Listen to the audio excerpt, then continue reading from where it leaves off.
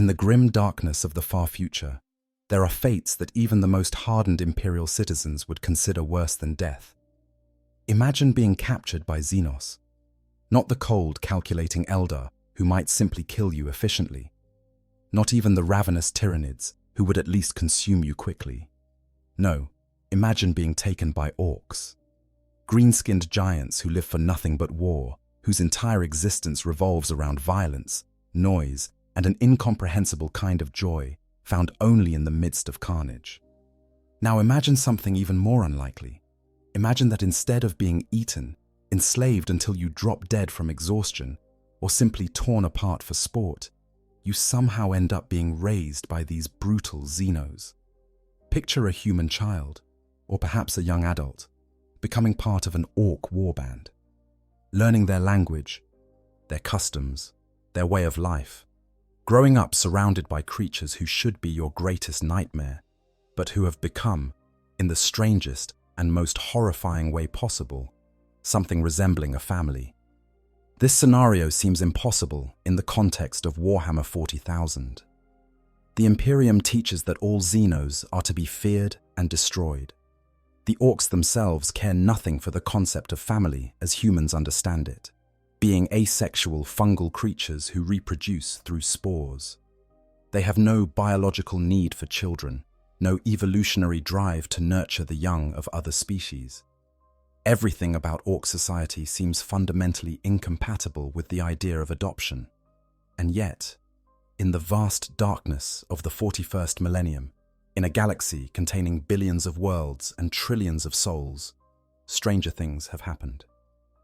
There are records, fragmentary and often dismissed as apocryphal, of humans who have lived among Orks, not as slaves in the traditional sense, but as something more complex and disturbing. Individuals who have somehow earned a place, however precarious, in Ork society, who have learned to think like Orks, fight like Orks, and in some twisted way, become Orky themselves. To understand how this could happen, we first need to explore the nature of Ork society itself. We need to understand what Orks are, how they think, what they value, and why the very concept of an Ork adopting a human is so profoundly strange. The Orks are not simply aliens with a different culture. They are beings whose fundamental biology and psychology are so alien to human experience that true understanding may be impossible. They are weapons given life, created by the ancient Old Ones during the war in heaven, to serve as soldiers against the Necrons and their star-consuming gods. Though the Old Ones are long gone, their living weapons remain, spreading across the galaxy like a green tide that cannot be stopped or reasoned with. Throughout this exploration, we will examine the handful of documented cases where humans have found themselves, through circumstance or choice, living among these brutal Xenos. We will look at the Digonobs of Angelis, humans who have forgotten their imperial heritage and now emulate their Ork neighbors. We will consider the Blood Axes, the Ork clan most likely to tolerate human presence in their ranks.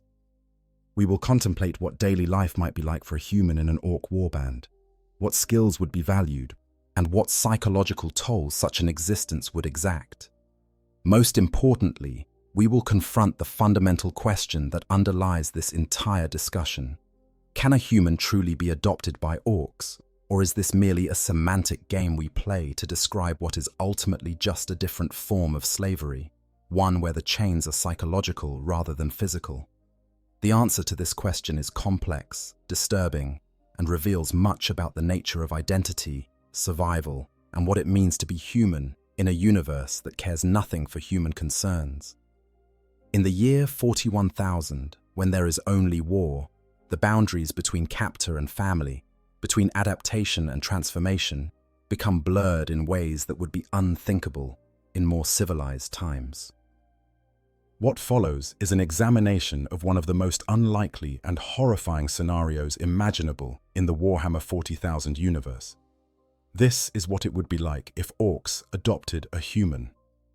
Before we can understand the bizarre scenario of a human being raised by Orks, we must first comprehend the fundamental nature of Ork society and psychology.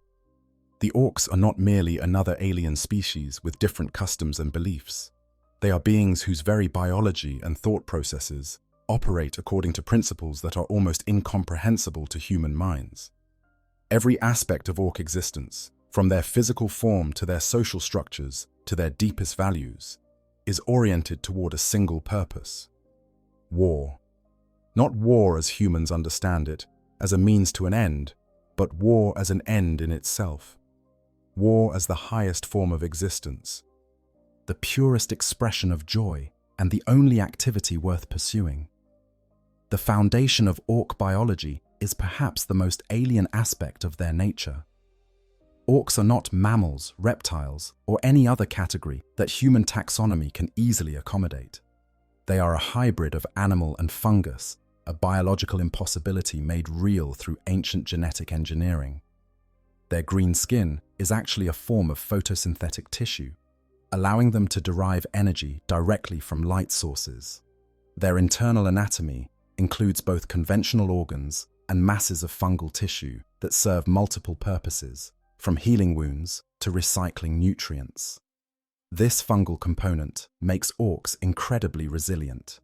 They can survive injuries that would kill a human many times over, regenerating from wounds that would be mortal to any purely animal organism. But the truly remarkable aspect of orc biology is their method of reproduction. Orcs do not breed in any conventional sense. They have no concept of gender, no reproductive organs, no biological imperative to mate or form pair bonds. Instead, throughout their lives, orcs constantly shed microscopic spores from their skin. When an orc dies, these spores are released in vast quantities, drifting on the wind or being carried by water until they find suitable soil. Underground, these spores develop into a complex ecosystem. First come the squigs, small creatures that eat the developing fungal growths. Then come the snotlings, tiny, simple-minded beings who tend to the fungus gardens. Next appear the Gretchen, or grots, small humanoid creatures who build rudimentary settlements. Finally, the orcs themselves emerge, already possessing instinctive knowledge of their language, culture, and purpose. This method of reproduction has profound implications for orc psychology. Orcs have no parents, no childhood in the human sense, no family bonds as humans understand them. A young orc, sometimes called a youth, emerges from the ground already knowing how to speak, how to fight, and what their role in orc society should be. They may spend a period learning the specifics of their craft, whether as a mech boy who builds weapons and vehicles, a pain boy who practices crude surgery, or simply a boy who fights. But they have no need for the years of learning and nurturing that human children require. This means that orcs have no evolutionary basis for concepts like parental love, protective instincts toward the young, or the formation of family units. These ideas are simply absent from their psychological makeup. What orcs do have is a profoundly hierarchical society, but one based on the most direct possible principle: might makes right. In orc society, status and authority are determined entirely by size and fighting prowess. Bigger orcs dominate smaller orcs through simple physical intimidation. The biggest orc is the boss, and everyone else falls in line behind him in descending order of size. This creates a social structure that is both brutally simple and remarkably stable. There is no democracy among orcs, no voting or debate. If you think the current boss is doing a bad job, the solution is simple: get bigger and stronger than him, then beat him in single combat. This happens regularly, creating a constant churn in orc leadership, where only the biggest and meanest can hold power. But orcs are not entirely without social organization beyond raw violence. They organize themselves into clans, philosophical groupings that represent different aspects of orc culture. The Goths love fighting in close combat and are the most aggressive and brutal. The Evil Sons are obsessed with speed, believing that red vehicles go faster. The Bad Moons are wealthy traders, distinguished by their teeth, which grow faster than other orcs, allowing them to accumulate more currency in a society that uses teeth as money. The snakebites are traditionalists who eschew technology in favor of riding giant squigs into battle. The Deathskulls are scavengers who believe that blue is a lucky color. And the Bloodaxes are cunning tacticians who are not above using strategy, stealth, and even trading with other races. These clans are not nations or tribes in the human sense. An orc does not choose their clan or pledge loyalty to it. Rather, an orc simply is a member of a particular clan based on their psychological inclinations. A young orc who loves speed will naturally gravitate toward the evil sons. One who prefers cunning to brute force will find himself among the Bloodaxes. The clan membership is recognized by other orcs through behavior and symbolic colors, creating a loose network of philosophical affinity that spans the entire orc race. The psychological makeup of orcs is perhaps most alien in what they lack rather than what they possess. Orcs have no concept of love as humans understand it here. They form no romantic attachments, no deep emotional bonds, no lasting friendships in the human sense. When an orc refers to another orc as his mate, it means nothing more than a temporary association for a specific purpose. Orcs do not mourn their dead, beyond perhaps noting that it was a good fight. They feel no guilt, no remorse, no existential angst about the violence they inflict. The closest thing orcs have to positive emotions are the excitement of battle and the satisfaction of a good fight. They experience something that might be called joy, but it is a joy that is only accessible through violence and destruction. At the same time, orcs are not mindless beasts. They are intelligent in their own way, capable of complex planning, mechanical innovation, and strategic thinking, particularly among the Bloodaxes. They have a language. Though it is crude and simple compared to High Gothic, they have culture, art of a sort, humor, and even religion. They worship two gods, Gork and Mork, who represent the dual nature of orcish warfare. Gork is brutally cunning, while Mork is cunningly brutal. The difference is subtle, a matter of whether you hit your enemy in the face first and ask questions later, or whether you ask one question before hitting them in the face. This theological distinction is the source of occasional religious schisms among orcs, though these are usually resolved through the simple expedient of a good scrap. The orc gestalt psychic field is another crucial element of their psychology, and one that has profound implications for any human who might spend time among them. Orcs are latent psychers, though they do not access the warp in the same way human psychers do. Instead, their collective belief has a subtle but real effect on reality itself. When enough orcs believe something, it begins to become true. This is why red vehicles driven by orcs actually do go faster, even though there is no mechanical reason they should. This is why orc technology, which by all rights should not function given its crude construction and lack of proper engineering, works perfectly fine in orc hands, but fails when used by other races. The orcs believe it will work, and so it does. This gestalt field grows stronger as more orcs gather in one place, creating a feedback loop that drives orc society toward ever larger congregations. A single orc is dangerous but relatively manageable. 100 orcs are a serious threat. 1,000 orcs are a catastrophe. 1,000,000 orcs gathered under a powerful war boss become an unstoppable green tide that can overwhelm entire worlds. The orcs call this gathering a great crusade, though in the common tongue of the Imperium, it is rendered as something more phonetically appropriate to their crude speech.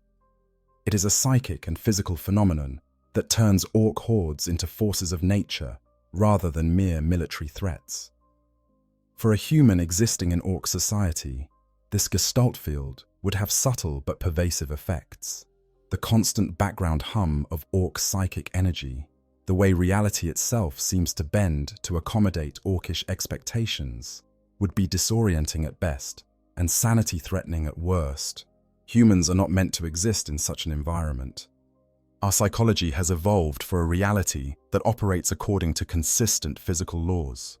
In orc society, belief shapes reality, and the beliefs that dominate are those of massive green-skinned fungi who care for nothing but violence.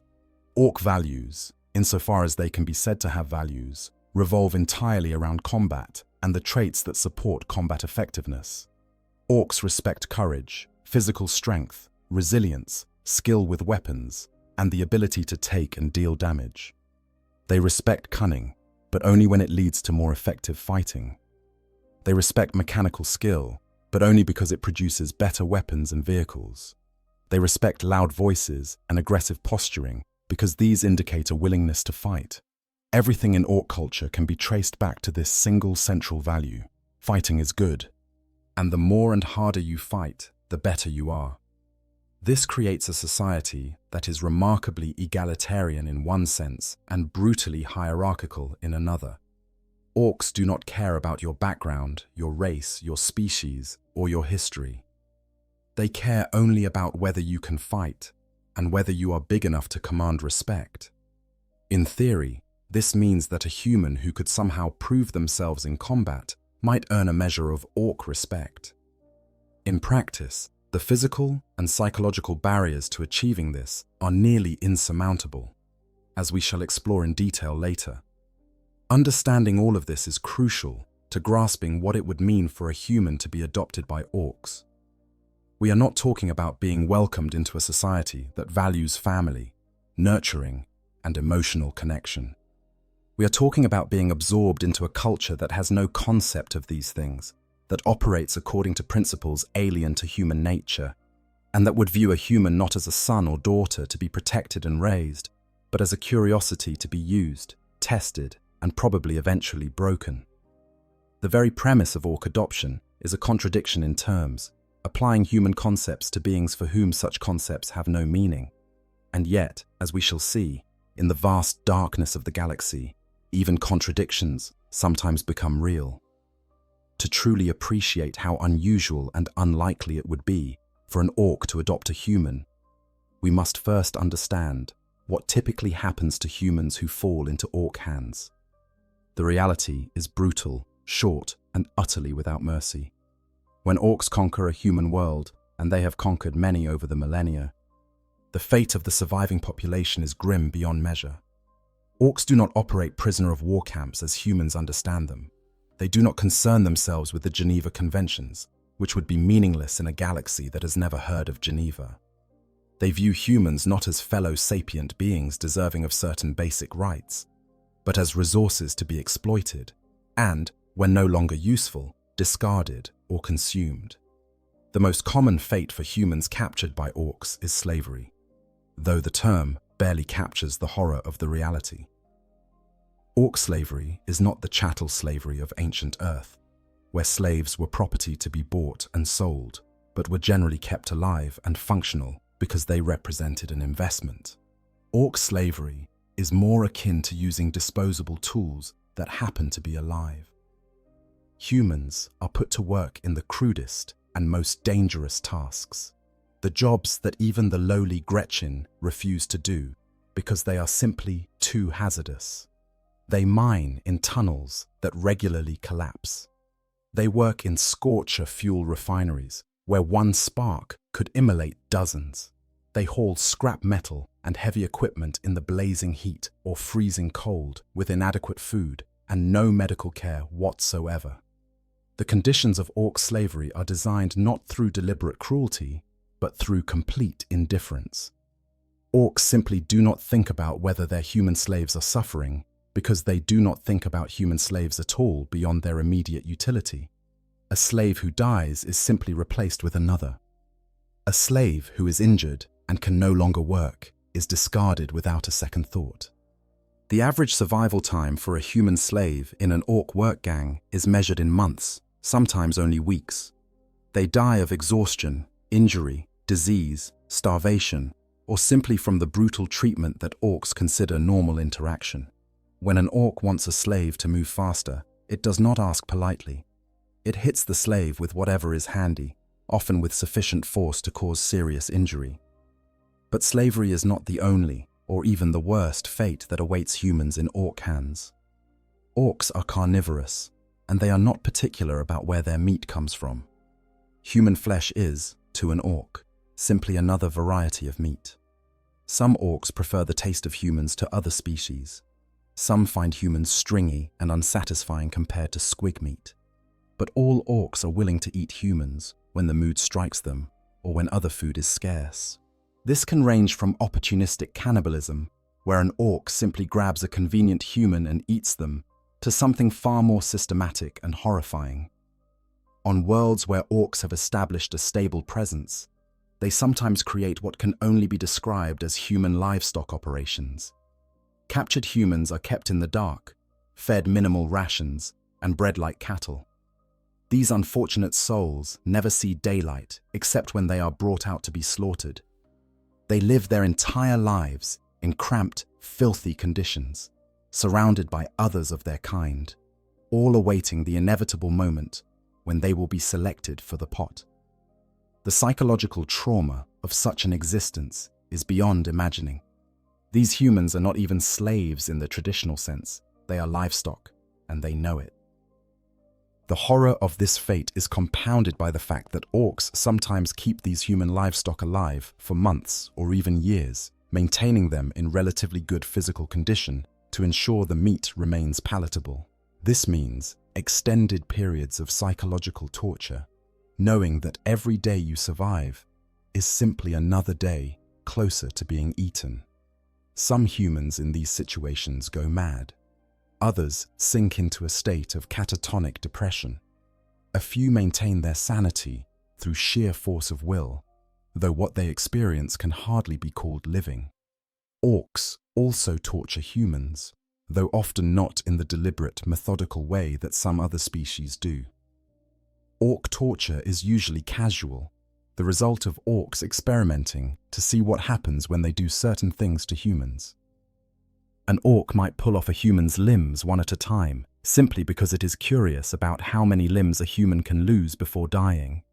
Another might practice its shooting skills on a captured human, starting with extremities and working inward. Pain boys, the orc equivalent of doctors and surgeons, sometimes use human captives to test new surgical techniques, or to see how various organs function when removed or modified. This casual cruelty is in some ways more horrifying than deliberate sadism, because it is not motivated by hatred or a desire to cause suffering. The orc torturing a human is not angry at the human or seeking revenge. It is simply bored, and the human is available.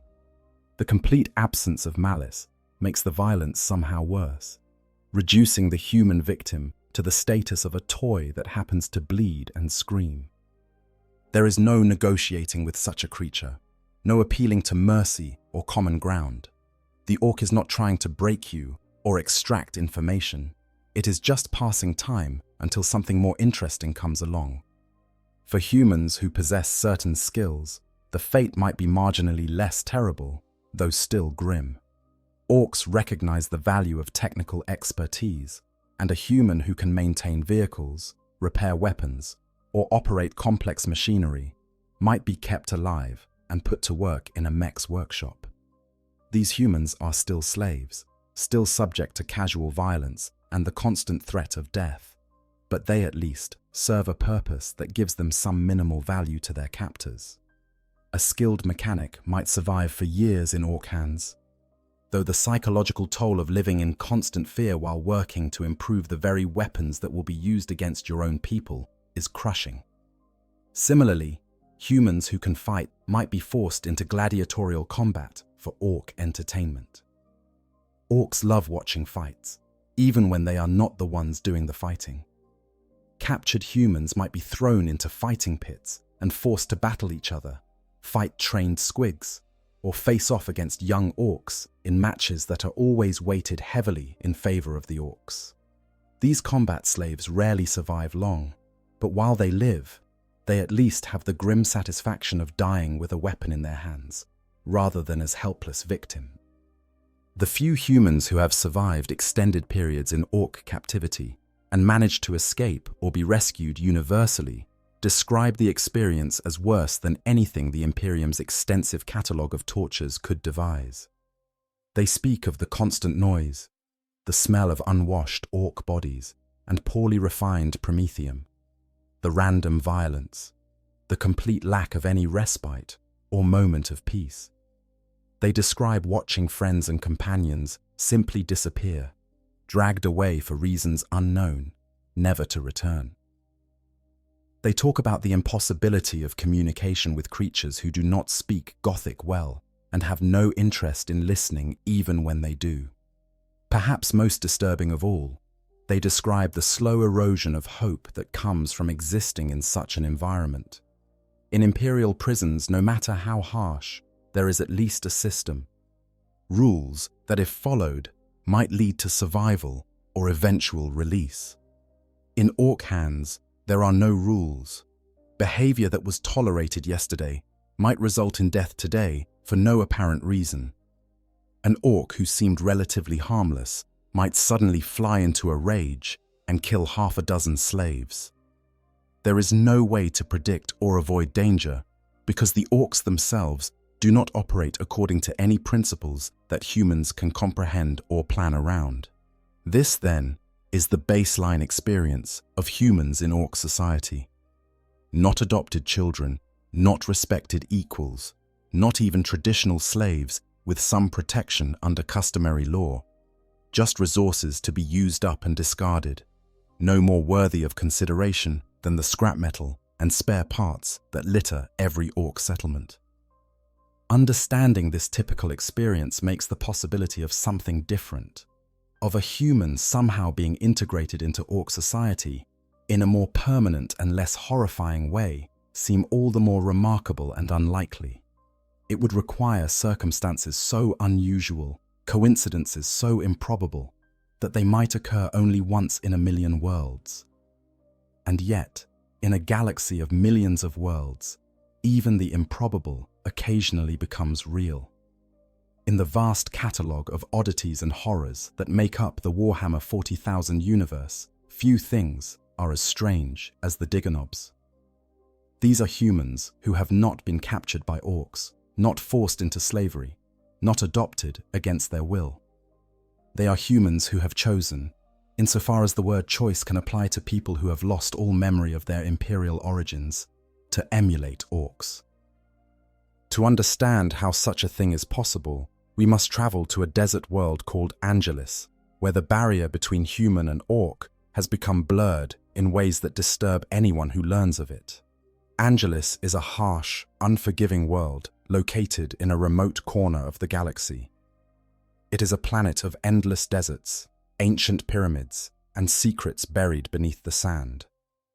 The world was once home to an advanced civilization, though whether they were human or Xenos is lost to history.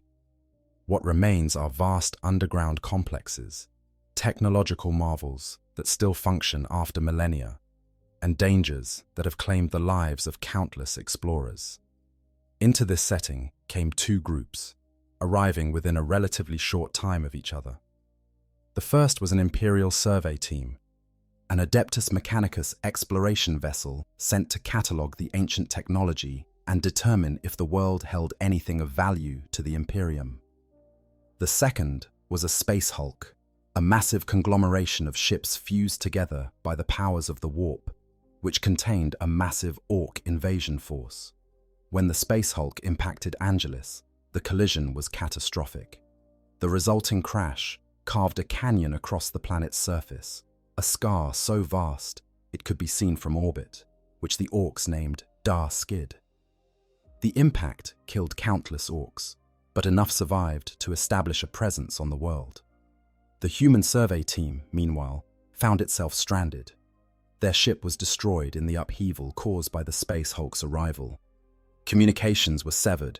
They were isolated on a hostile world with no hope of rescue or escape. Worse still, they found themselves sharing the planet with Orks. What followed was years, then generations, of survival. The humans split into two groups based on where they were when the space hulk hit. One group, isolated in orbital facilities, managed to maintain some level of Imperial technology and culture. They became what are known as the muties, humans mutated by radiation exposure, but still recognizably Imperial in their thinking and organization. The second group, those who were on the planet's surface, had a very different fate. Cut off from Imperial influence, forced to survive in a harsh environment, and surrounded by Orks, they adapted in ways that no loyal Imperial citizen should ever adapt. Over time, measured in generations, these surface humans began to forget their origins. They had no written records, no way to preserve the history and culture of the Imperium.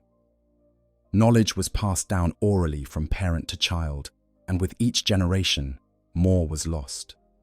The sacred duty to the Emperor became just another story.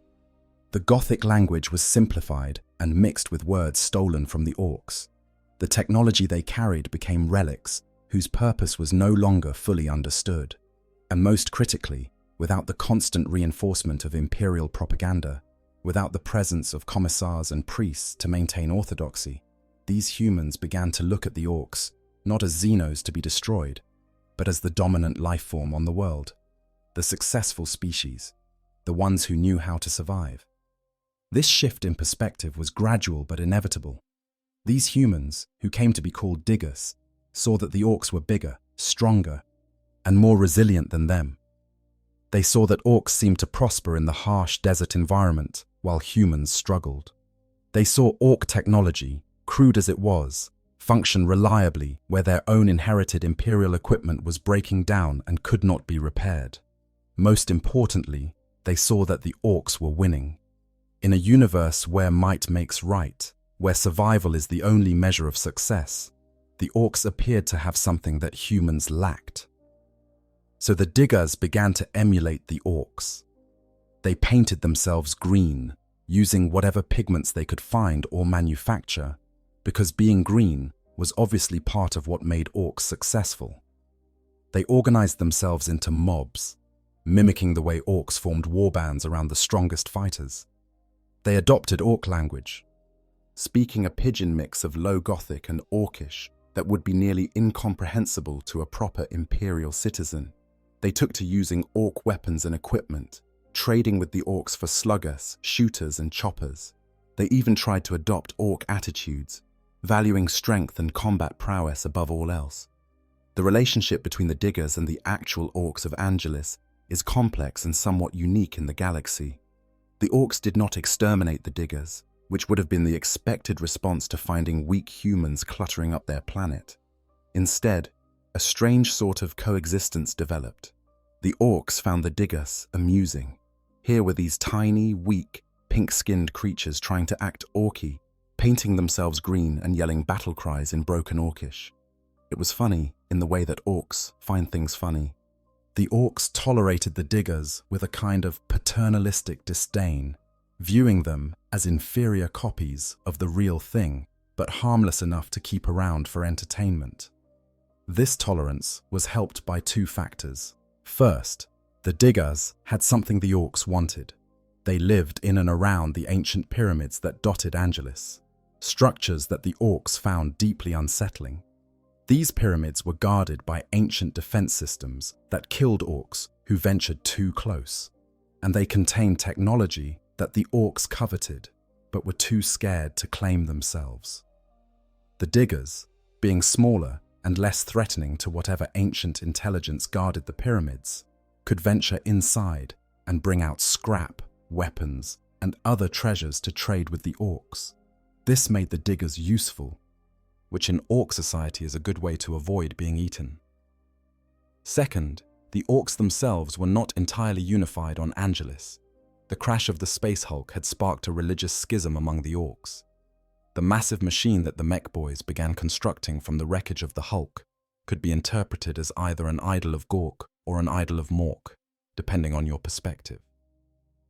This led to the Orks dividing into two factions, Gorkers and Morkers, who spent as much time fighting each other as they did anything else.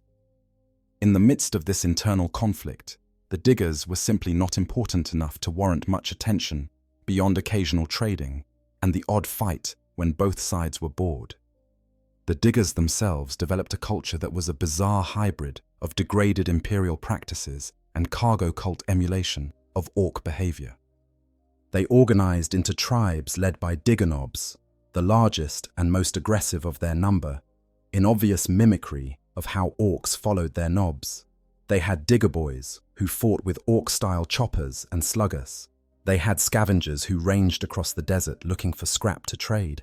Some diggers even claimed to have shamanic powers, human psychers who tried to tap into the orc gestalt field or channel whatever power emanated from the ancient pyramids. But here is the crucial thing to understand about the diggers. They were not adopted by the orcs.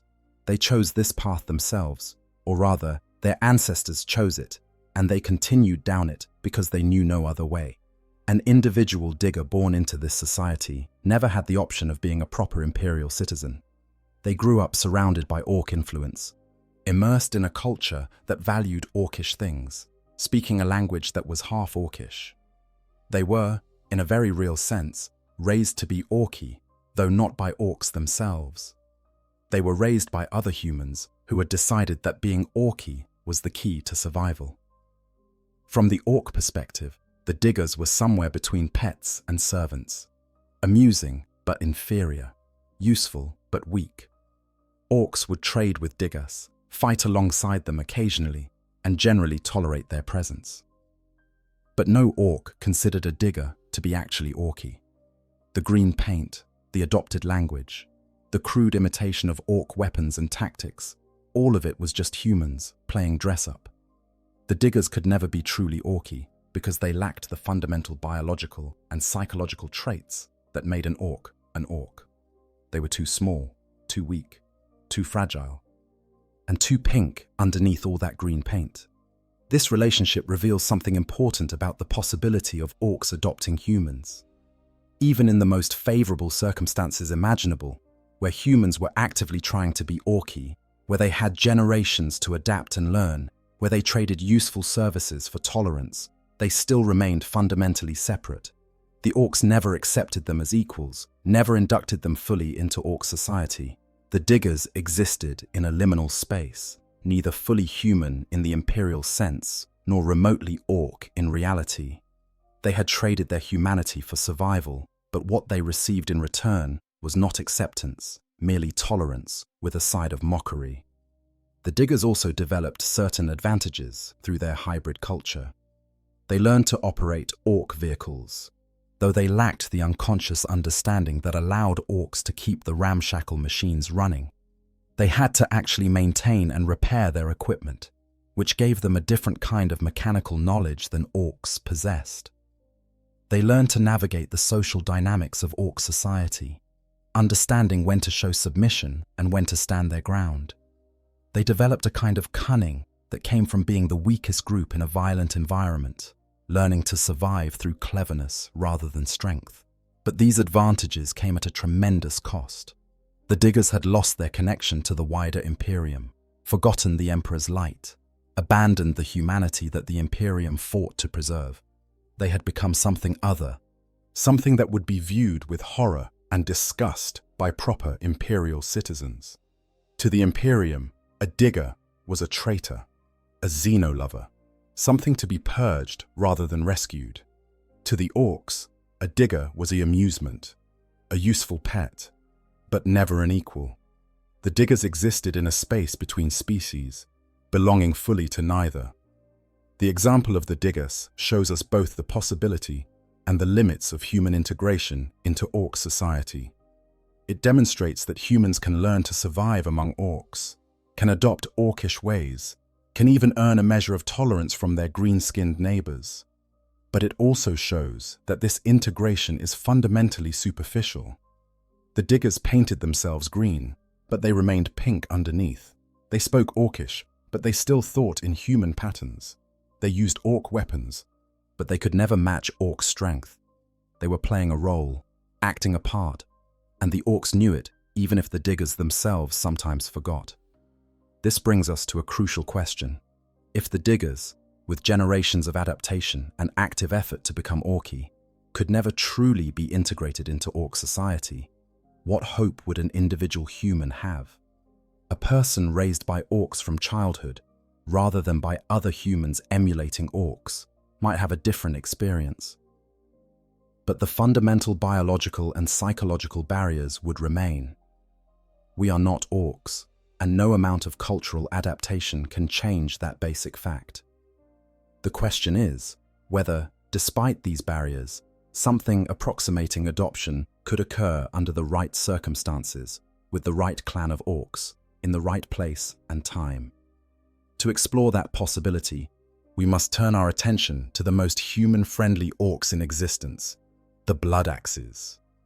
Among the various orc clans that divide greenskin society into loose philosophical categories, the Blood Axes are perhaps the most unusual, and certainly the most controversial. Where other clans embrace the brutally direct orc approach to warfare, charging headlong into battle with maximum noise and violence, the Blood Axes are cunning. They plan. They use tactics and strategy. They retreat when outmatched, regroup and attack from unexpected angles. Most shocking of all to other orcs, they are willing to work with humans, to trade with the Imperium, and on rare occasions to even fight alongside human forces when it serves their interests. For these transgressions against proper orky behavior, the Blood Axes are viewed with suspicion by other clans, considered un-orky and not to be trusted. But ironically, these same traits make them the most likely candidates for the bizarre scenario of adopting a human.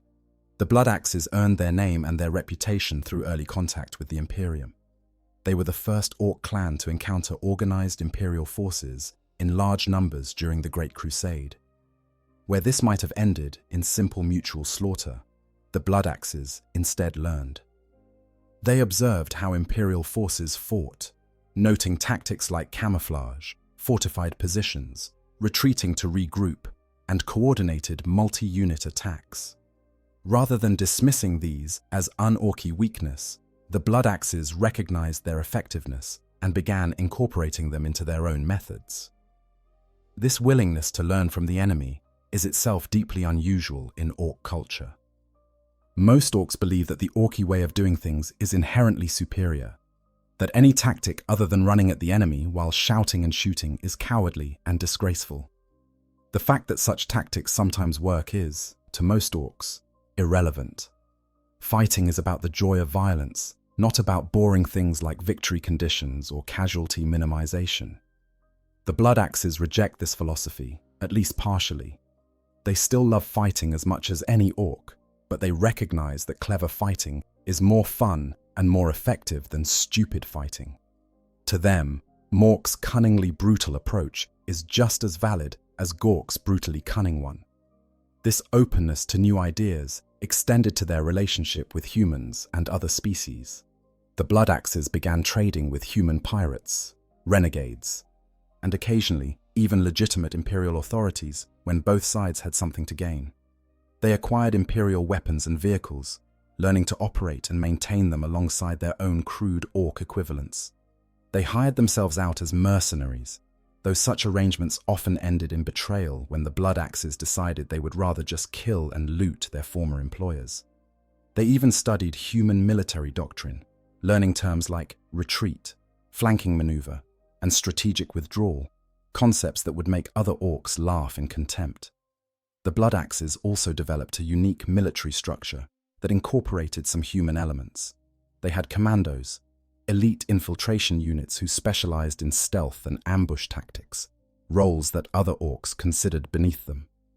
They employed what they called commissars, orc officers who maintained discipline and organization among the troops, armed with power claws that could execute any boy who showed cowardice or disobedience.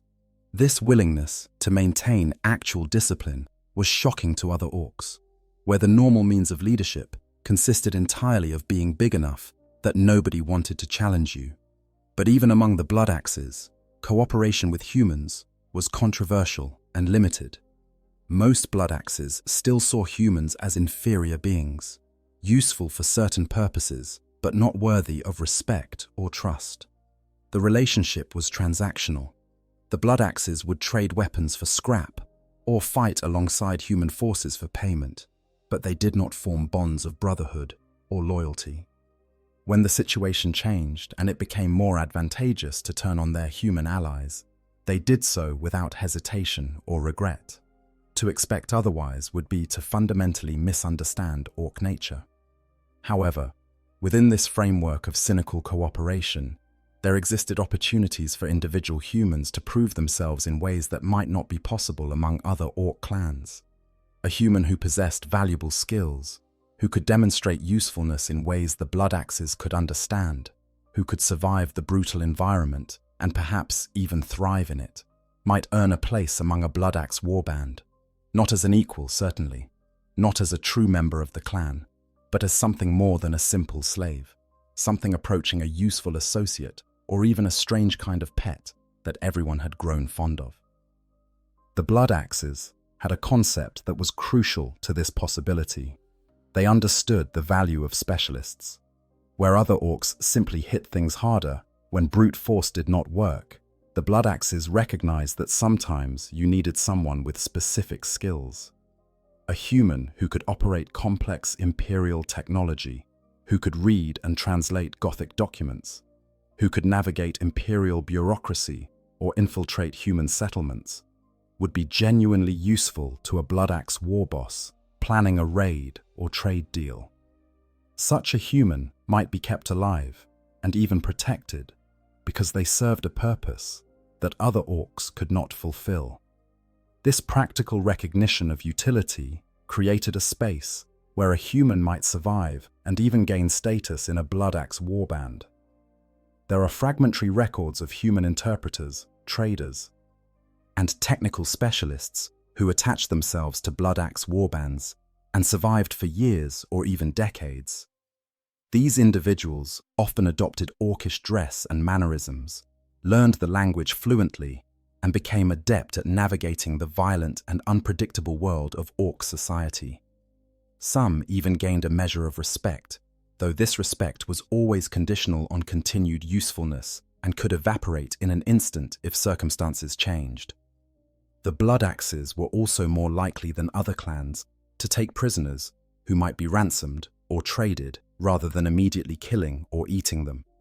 This meant that humans captured by blood axes sometimes had a grace period to demonstrate their value before being disposed of.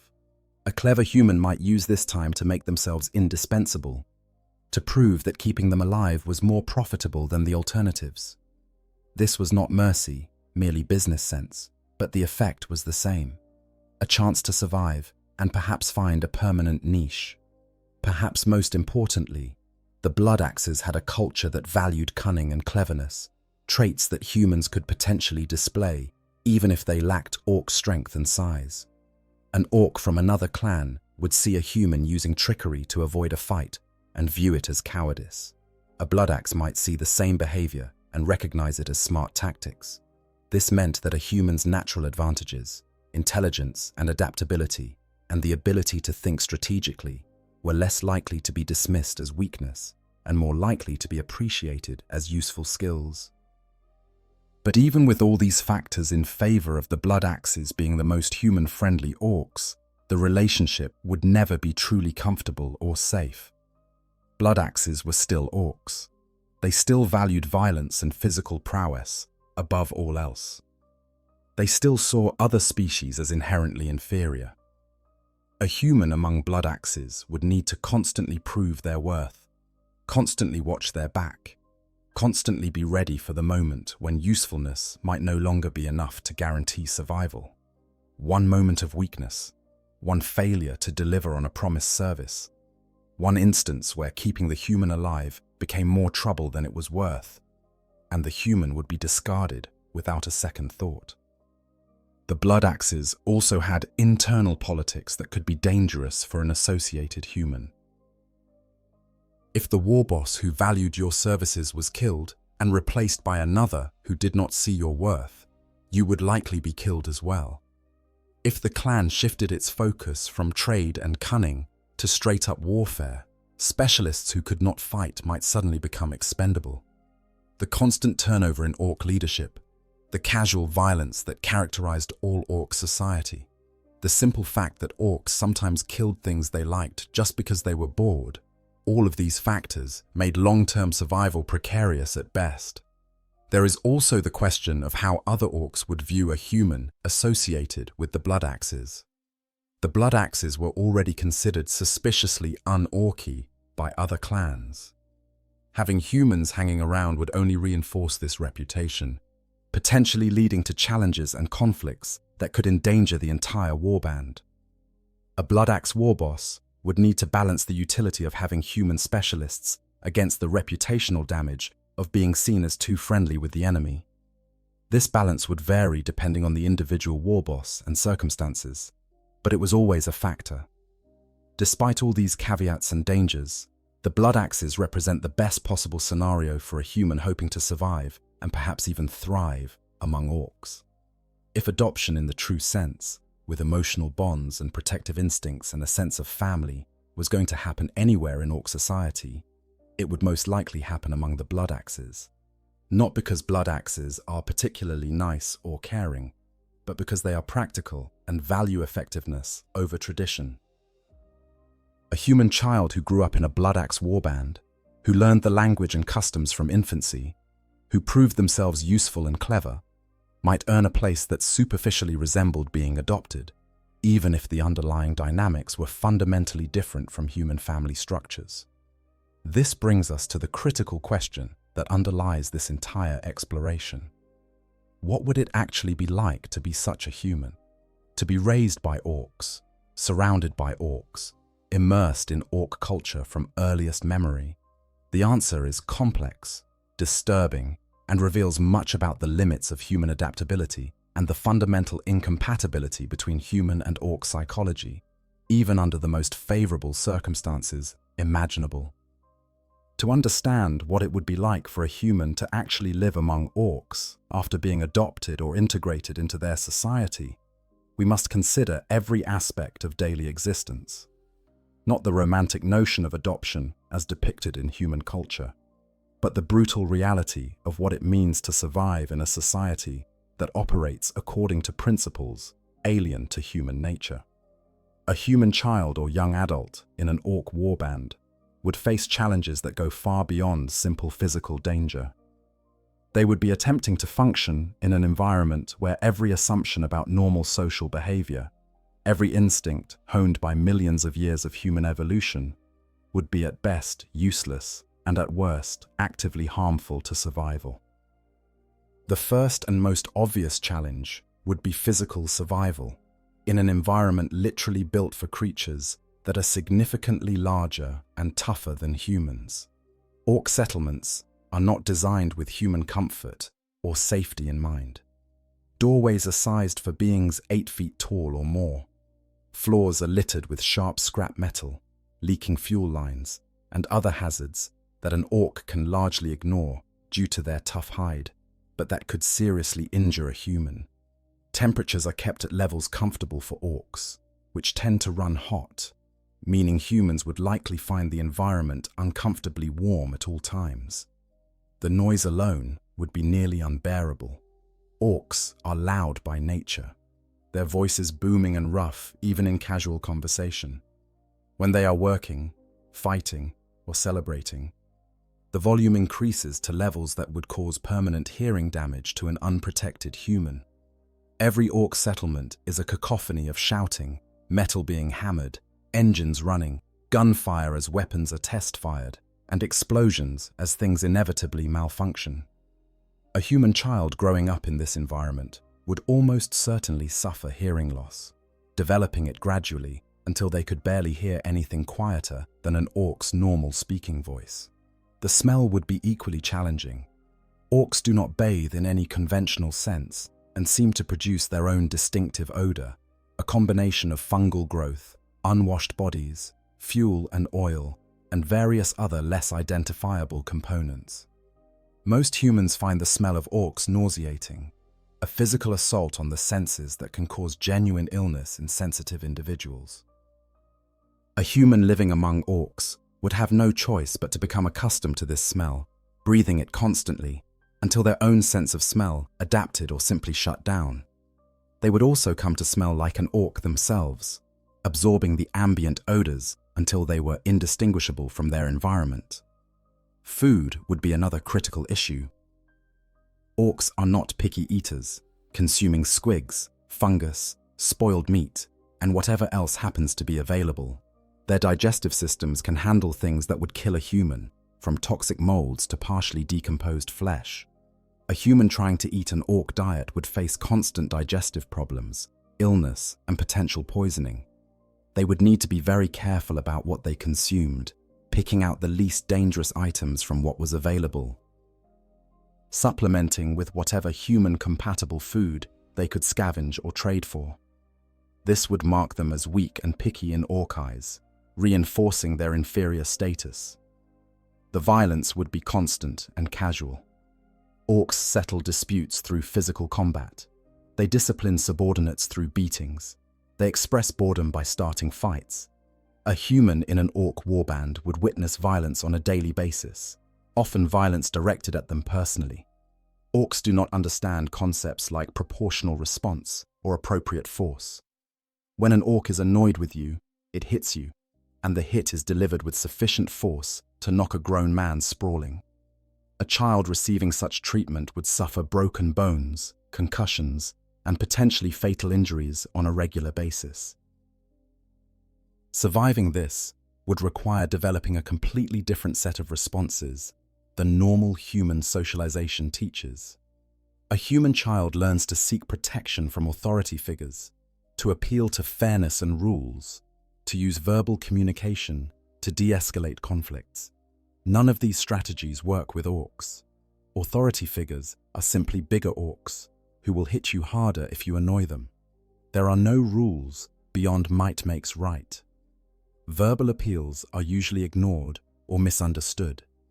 The only way to survive would be to develop an almost supernatural ability to read orc moods and intentions, to know when to be submissive and when to stand your ground, to understand the subtle signals that indicate a good-natured roughhousing versus genuine murderous intent.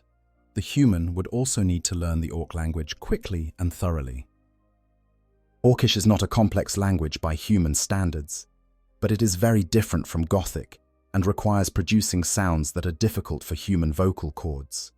More importantly, communication with orcs is not just about words, but about volume, tone, and physical presence. Orcs respect loud voices and confident postures. A human speaking quietly and deferentially, as would be appropriate in human society when addressing superiors, would be seen as weak and pathetic. Learning to bellow at an orc, to square your shoulders and meet their gaze, to present yourself as tough and confident, even when terrified, would be essential to earning any measure of respect. The human would need to understand orc humor, which revolves around violence, misfortune, and slapstick. Orcs find it hilarious when someone gets hurt in a comical way, when things explode unexpectedly, when plans go wrong in spectacular fashion. They tell jokes about headshots and dismemberments. Their idea of a prank is rigging something to explode in someone's face. A human who recoiled in horror at this humor would mark themselves as un-orky. Learning to laugh at the right things, even when those things involve people dying in painful ways, would be necessary for social acceptance. Physical conditioning would be crucial.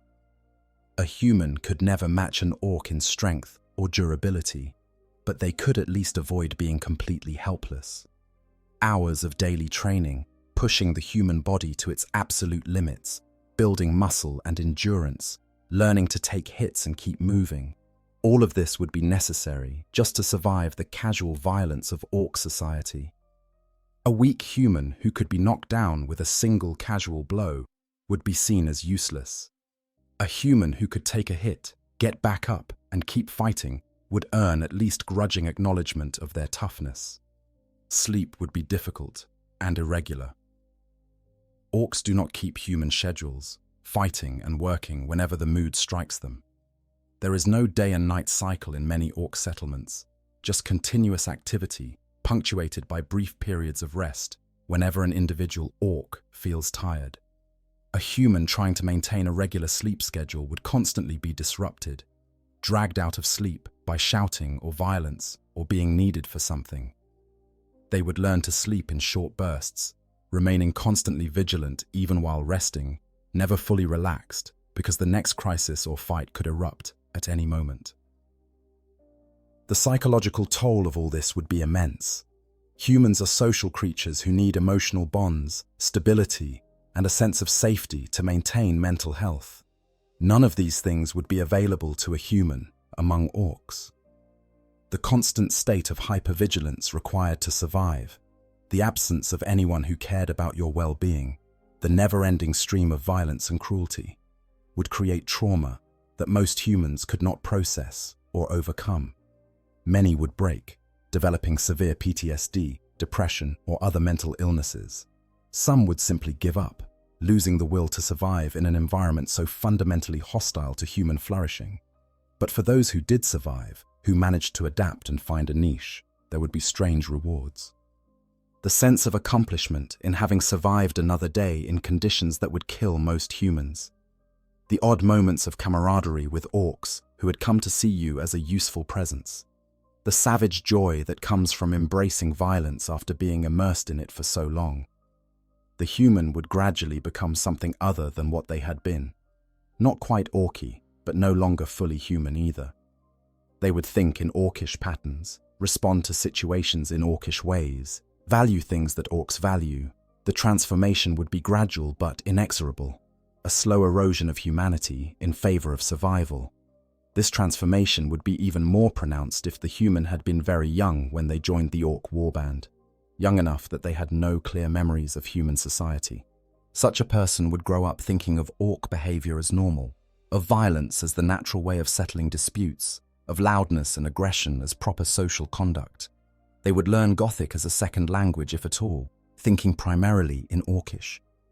Their fundamental worldview would be shaped by Orc values because those were the only values they had ever known. In effect, they would be culturally Orcy, even if biologically human. However, there would always be limits to this transformation. The human would never grow to Orc size, would never have Orc strength, would never possess the unconscious connection to the Orc gestalt field that allows orcs to do things like make weapons work through sheer belief. These biological limitations would create a permanent ceiling on how far the human could advance in orc society. They might earn respect for their usefulness, but they could never command respect based on size and fighting prowess alone, which is the traditional orc path to power. They would always be operating in a system designed for creatures fundamentally different from themselves, forcing them to be clever and adaptable to compensate for their physical limitations. The question of emotional bonds is particularly interesting in this context. As we have discussed, orcs do not form emotional attachments in the human sense. They do not love, do not feel protective instincts toward the weak, do not create family bonds. But orcs do form associations based on shared experience and mutual usefulness. An orc might become accustomed to having a particular human around, might even develop something approximating fondness for them. In the same way, a human might develop fondness for a particularly useful tool or entertaining pet. This is not love or family feeling, but it is something, a connection that might motivate the orc to keep the human alive and protect them from harm. Not out of emotional necessity, but out of habit and appreciation for their continued utility. From the human's perspective, the emotional landscape would be even more complex.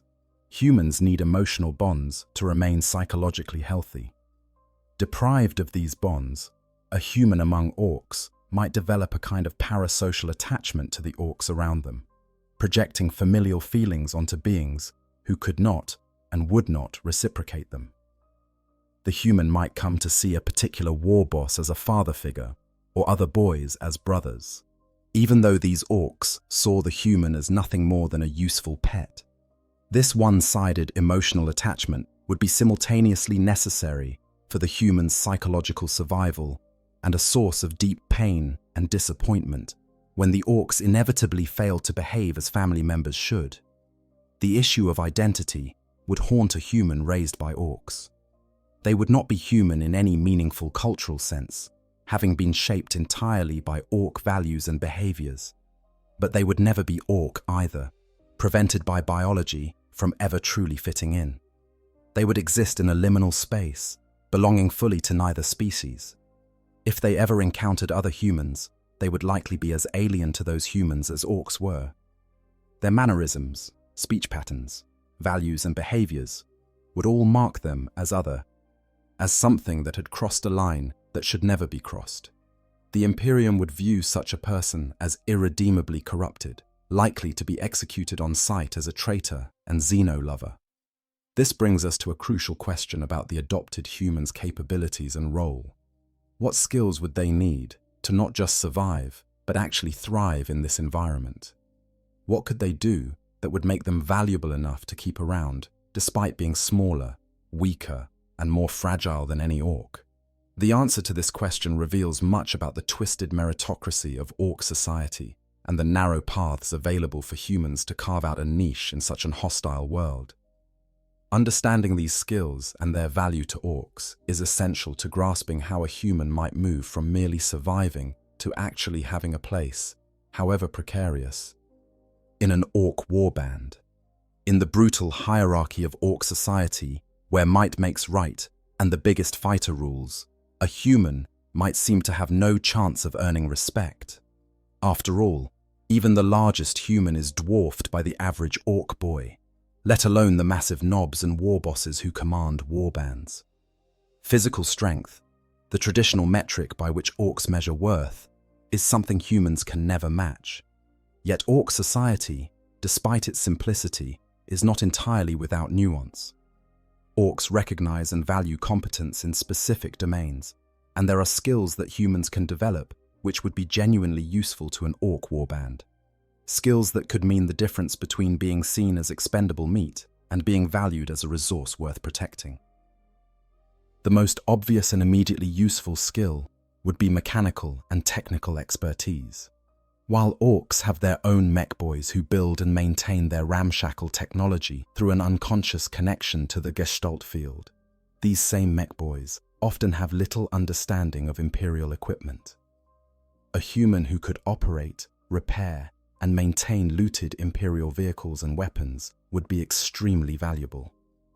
Orks love Imperial equipment, especially tanks and heavy weapons, but they often struggle to keep such equipment running. The sophisticated systems that require regular maintenance, precise calibration, and understanding of operational principles are beyond most Orks, who rely on belief and brute force to make things work.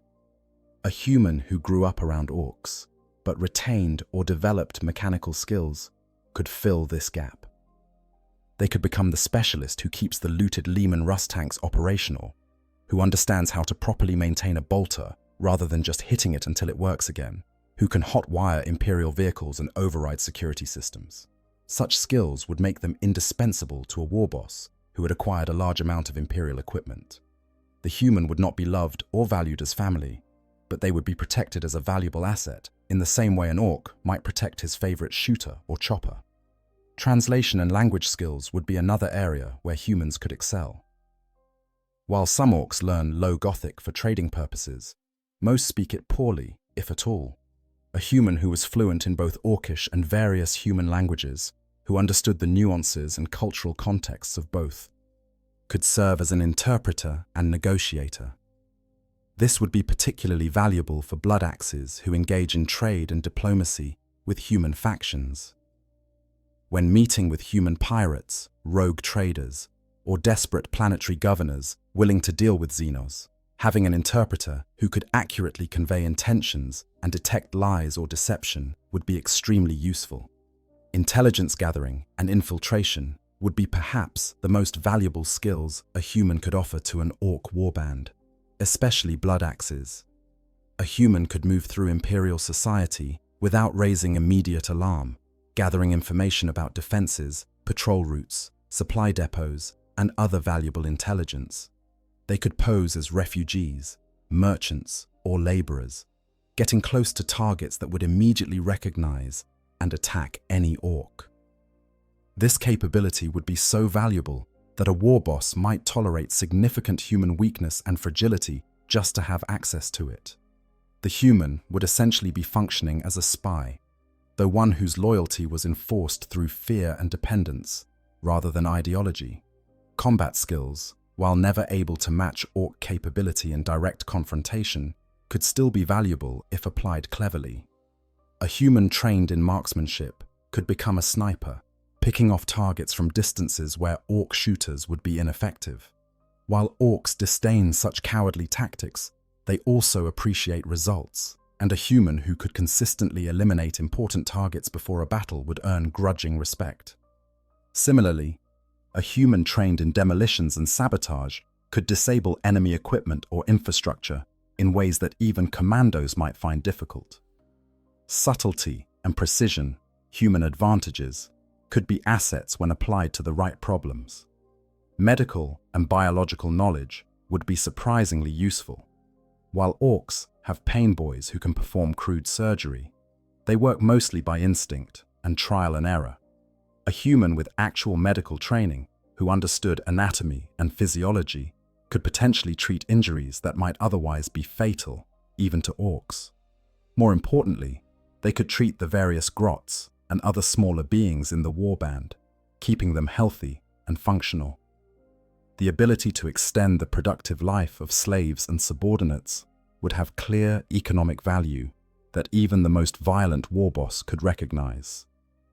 Literacy and record keeping might seem useless in orc society, but they have their place. Most orcs cannot read, even their own crude glyphs, relying on memory and oral tradition. A human who could read and write, who could keep track of inventory, debts, and deals, who could decipher captured Imperial documents, would provide capabilities that no orc could match. For a war boss engaged in complex trading relationships or long-term planning, having someone who could maintain records would prevent disputes and ensure that important details were not forgotten. This would be especially true for blood axes, who might need to track promises made to human allies or details of ongoing negotiations. Navigation and piloting skills would be valuable in spacefaring warbands. While orcs can pilot ships in their own chaotic way, they often struggle with precise navigation, docking procedures, and other technical aspects of space travel. A human helmsman or navigator who could get an orc ship exactly where it needed to be, who could plot efficient courses and avoid hazards, would contribute directly to the warband's operational effectiveness. The ability to interface with and operate Imperial navigation systems, which orcs often cannot do without breaking them, would be particularly valuable. Diplomatic and social manipulation skills would be appreciated by clever orcs who understood their value. A human who was good at reading people, at understanding motivations and manipulating behavior, could help a war boss navigate complex political situations. They could identify potential traitors within the warband, negotiate better deals with traders, or manipulate enemy humans into making mistakes. These are not skills orcs naturally possess or value highly, but a smart war boss would recognize their utility once demonstrated. Artistic and entertainment skills might seem frivolous, but orcs do appreciate entertainment, even if their tastes are crude. A human who could tell engaging stories, particularly stories about orcs winning great battles, might find a place as a kind of bard or chronicler. Orcs love to hear about their own exploits, and a human who could embellish these tales, making the war boss sound even more impressive and the victories even more glorious, would be serving the orcs' ego in a way they enjoyed. Similarly, a human who could create war banners, paint glyphs and symbols, or craft trophies from defeated enemies would be contributing to the all-important orc sense of prestige and status. Teaching and training could also be valuable in specific contexts.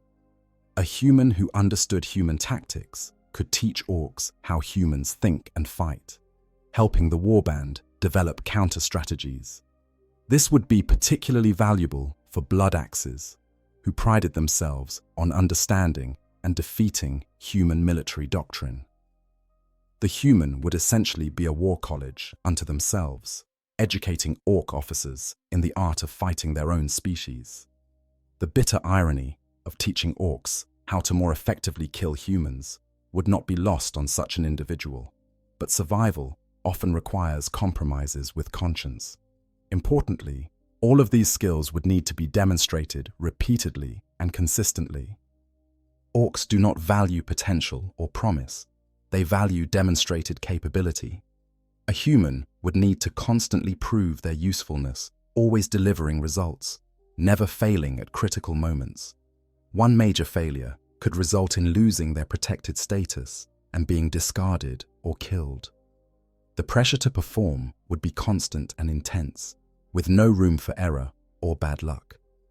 The human would be only as valuable as their last success, always aware that their survival depended on continued usefulness.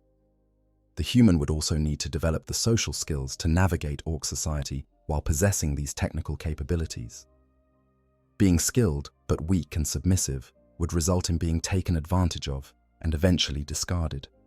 Being skilled but arrogant and challenging would result in being killed by an Ork who did not appreciate being shown up.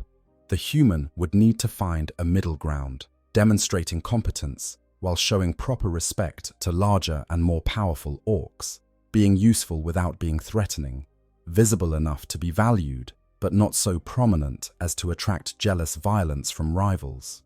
Crucially, the human would need to understand that their value was entirely transactional. They were not a member of the family being supported out of love. They were a tool being maintained because they were useful. The moment they ceased to be useful, or the moment maintaining them became more trouble than simply replacing them, they would be discarded. This understanding would need to inform every decision and action, creating a kind of hyper-awareness about their own expendability that would be psychologically exhausting to maintain over long periods. This brings us to perhaps the most disturbing aspect of the scenario.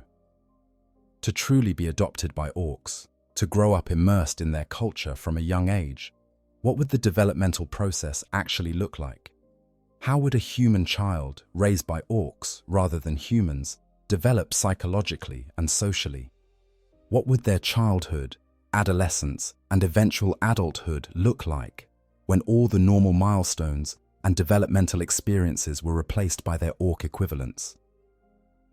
The answer reveals how profoundly environment shapes development and how far from baseline humanity a person could drift when raised in conditions so alien to normal human experience. Consider first the earliest years. Human infants require intensive care, constant feeding, protection from environmental dangers, and extensive physical contact and emotional bonding to develop properly. Orks, being fungal creatures who emerge from the ground already able to fend for themselves, would have no instinct or knowledge about how to provide these things. An Ork finding a human infant would more likely see it as a snack than as something requiring care. For a human baby to survive long enough to be adopted in any meaningful sense, extremely unusual circumstances would need to exist.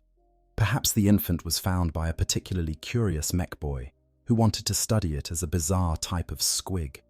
Perhaps it was kept as a pet by an Ork who found its crying amusing. Perhaps it was part of a group of human slaves and was simply overlooked as being too small to be worth eating. Whatever the circumstance, the infant would need to somehow receive enough nutrition, warmth, and basic care to survive, likely from other human slaves who took pity on it, even at risk to themselves. The Orks themselves would not provide this care out of any nurturing instinct, because they possess no such instinct. As the human child grew into toddlerhood, they would begin to move around and explore their environment, which would be incredibly dangerous. Ork settlements are not child-proofed.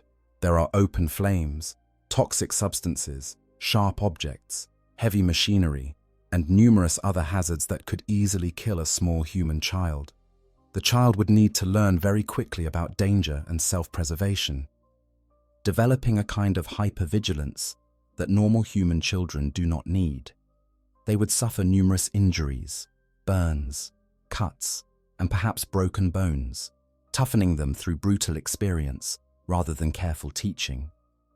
Language acquisition would occur during this period, but the language being acquired would be Orkish rather than Gothic. The child would learn to associate meanings with Ork words, to understand Ork grammar and sentence structure, to produce the sounds of Orkish speech. This would become their native language, the language in which they thought and dreamed, while Gothic if they learned it at all, would be a foreign tongue. Their accent when speaking Orcish would likely be slightly off due to the physical differences in vocal anatomy between humans and orcs, but they would be functionally fluent in a way that adult humans learning Orcish never could be. Socialization would be profoundly different from normal human development. Human children learn social rules through interaction with caregivers who model appropriate behavior and provide feedback. In Orc society, the feedback mechanism is violence. Do something the Orcs do not like, and you get hit. Do something they appreciate, and you might be ignored, which counts as positive reinforcement in Orc terms. The child would learn to read Orc moods and social cues, not through verbal teaching, but through painful trial and error. They would develop strategies for avoiding violence, for making themselves useful, for staying out of the way when danger threatened. Play, a crucial component of human child development, would take very different forms. Orc youngsters play by fighting each other, by breaking things, by engaging in mock warfare that is barely distinguishable from real violence. A human child among them would need to participate in these games or be left out entirely. They would learn to fight, to take hits, to endure pain, all while much smaller and weaker than their Orc playmates. This would be traumatic and dangerous, but it would also teach valuable survival skills and help them earn acceptance. The child who could hold their own in these rough games, who did not cry when hurt, who could give as good as they got despite their size disadvantage, would earn grudging respect. Education in the human sense would not exist. There would be no schools, no formal instruction, no structured learning environment. Everything the child learned would come from observation, imitation, and direct experience. They would learn mechanical skills by watching mech boys work and trying to copy what they saw. They would learn to fight by fighting. They would learn to navigate social situations by making mistakes and suffering the consequences. This form of learning, sometimes called experiential or situated learning, is actually quite effective for certain skills, but it requires the learner to survive numerous failures and painful lessons. The absence of adult protection and guidance would force premature independence. The child would need to take care of themselves from a very young age, finding food, avoiding danger, and solving problems without being able to rely on protective adults. This would create a kind of maturity and self-reliance that children in normal human society do not develop, but it would come at the cost of childhood itself. There would be no period of protected innocence, no time when the child could simply be a child without worrying about survival. They would be forced into an adult role while still a child in biological terms, creating psychological stress and developmental trauma. Adolescence would present unique challenges as the human reached sexual maturity, something that has no equivalent in Orc development.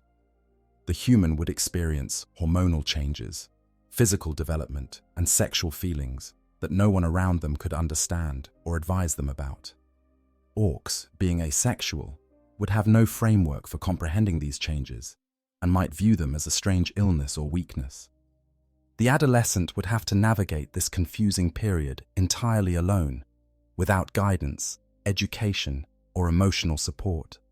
If there were other humans in the warband, they might provide some guidance, but often there would not be, leaving the young human to figure everything out through trial and error.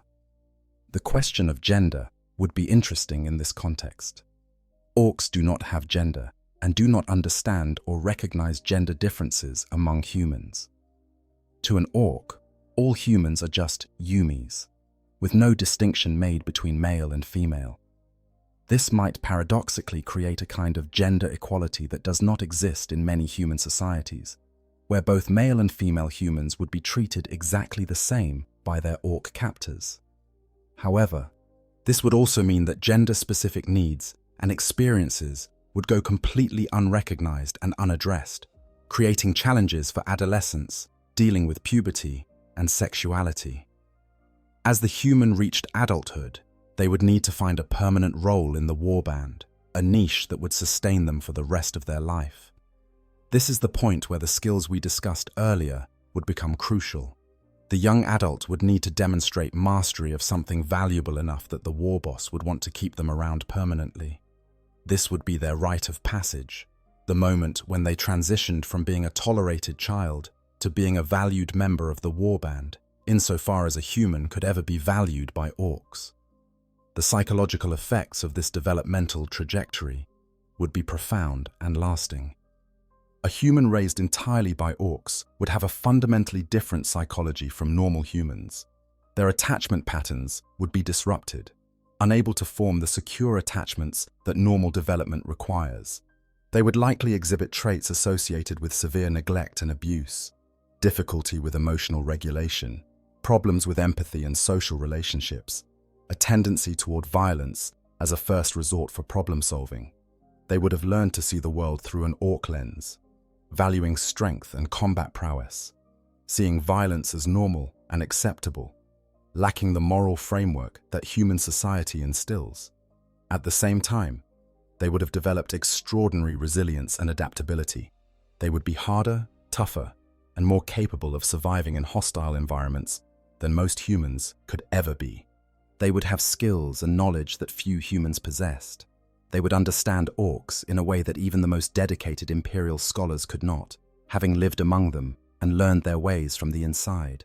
This knowledge would make them incredibly valuable to the Imperium if they ever encountered it, though their corrupted nature would likely result in them being killed rather than debriefed. The question of identity would be central to this person's existence. Were they human or orc? Neither answer would feel entirely correct. They looked human, but they thought in orcish. They had human biology, but orc culture. They would feel alien among humans and would never be fully accepted among orcs. This permanent liminality, this state of existing between categories, would shape their self-concept and worldview in profound ways. They might embrace it, becoming a bridge between species, or they might struggle against it, desperately trying to prove themselves as fully one or the other. Most likely, they would simply learn to live with the fundamental ambiguity of their existence, never fully belonging anywhere but finding ways to survive in the spaces between. This developmental process, traumatic and strange as it is to contemplate, represents perhaps the closest thing to true adoption that could occur in orc society. A human raised from infancy or early childhood by orcs would be shaped by that culture in fundamental ways, would think and act in orcish patterns, even while remaining biologically human.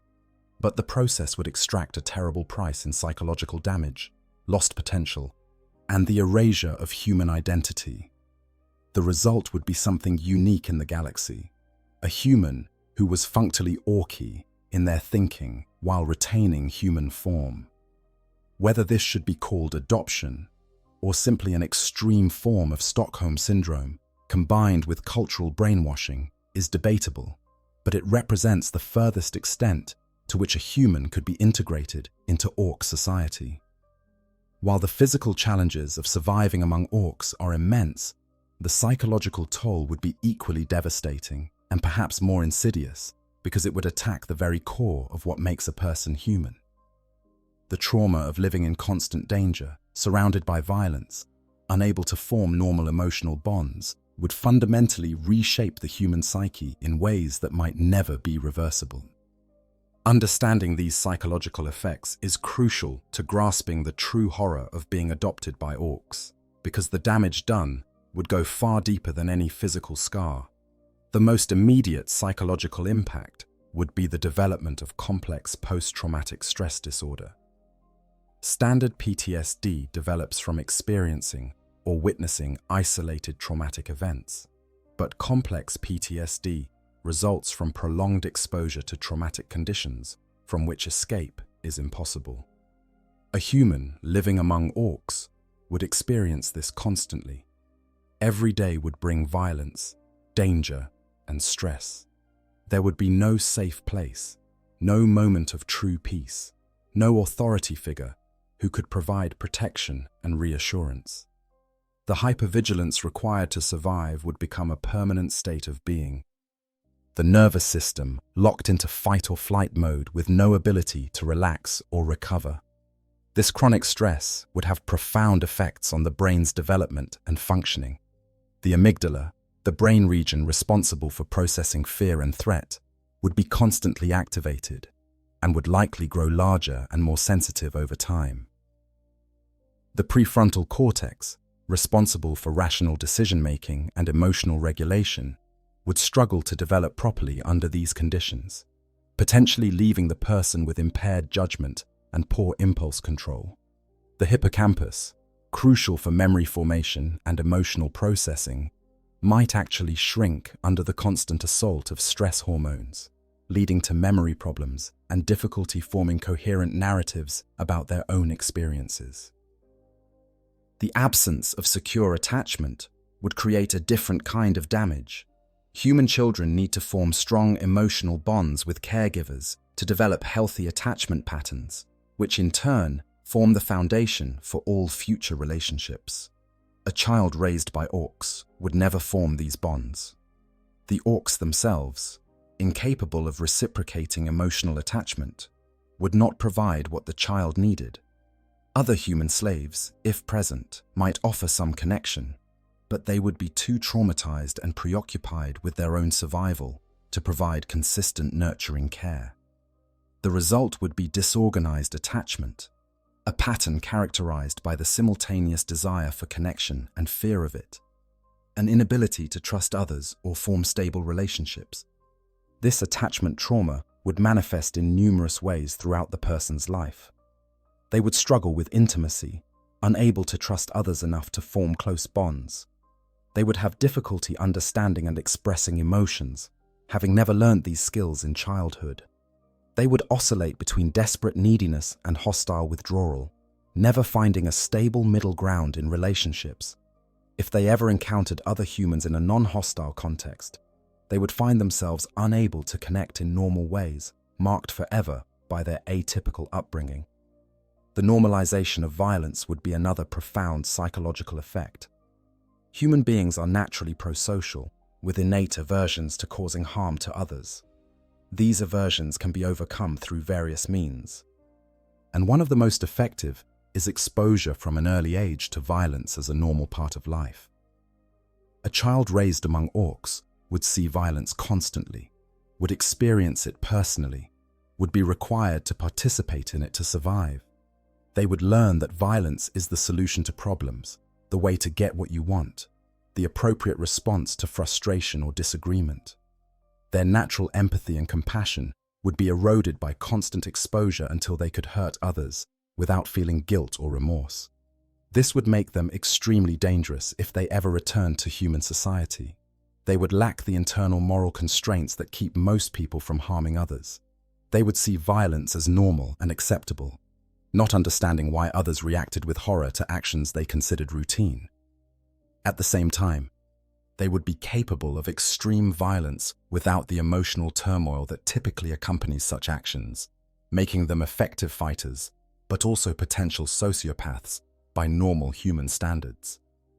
The loss of human identity would be gradual but profound. Identity is not just biological but cultural, formed through interaction with others who share your species and values. A human raised entirely among orcs would have no access to human culture, no models of what it means to be human, no shared heritage or history to draw upon. They would think of themselves in terms provided by orc culture, measuring their worth by orc standards, seeing the world through orc eyes. Their self-concept would be fundamentally orky, even though their body remained human. This cultural transformation would create intense cognitive dissonance if they ever encountered other humans who saw them as human. They would be told they were human, treated as human, expected to behave as humans do, but all of this would feel foreign and wrong. Their actual identity, the sense of who they were at their core, would be orc-aligned. This dissonance could never be fully resolved. They could learn to act human, could intellectually understand that they were biologically human, but their fundamental sense of self, would remain alien to normal human experience.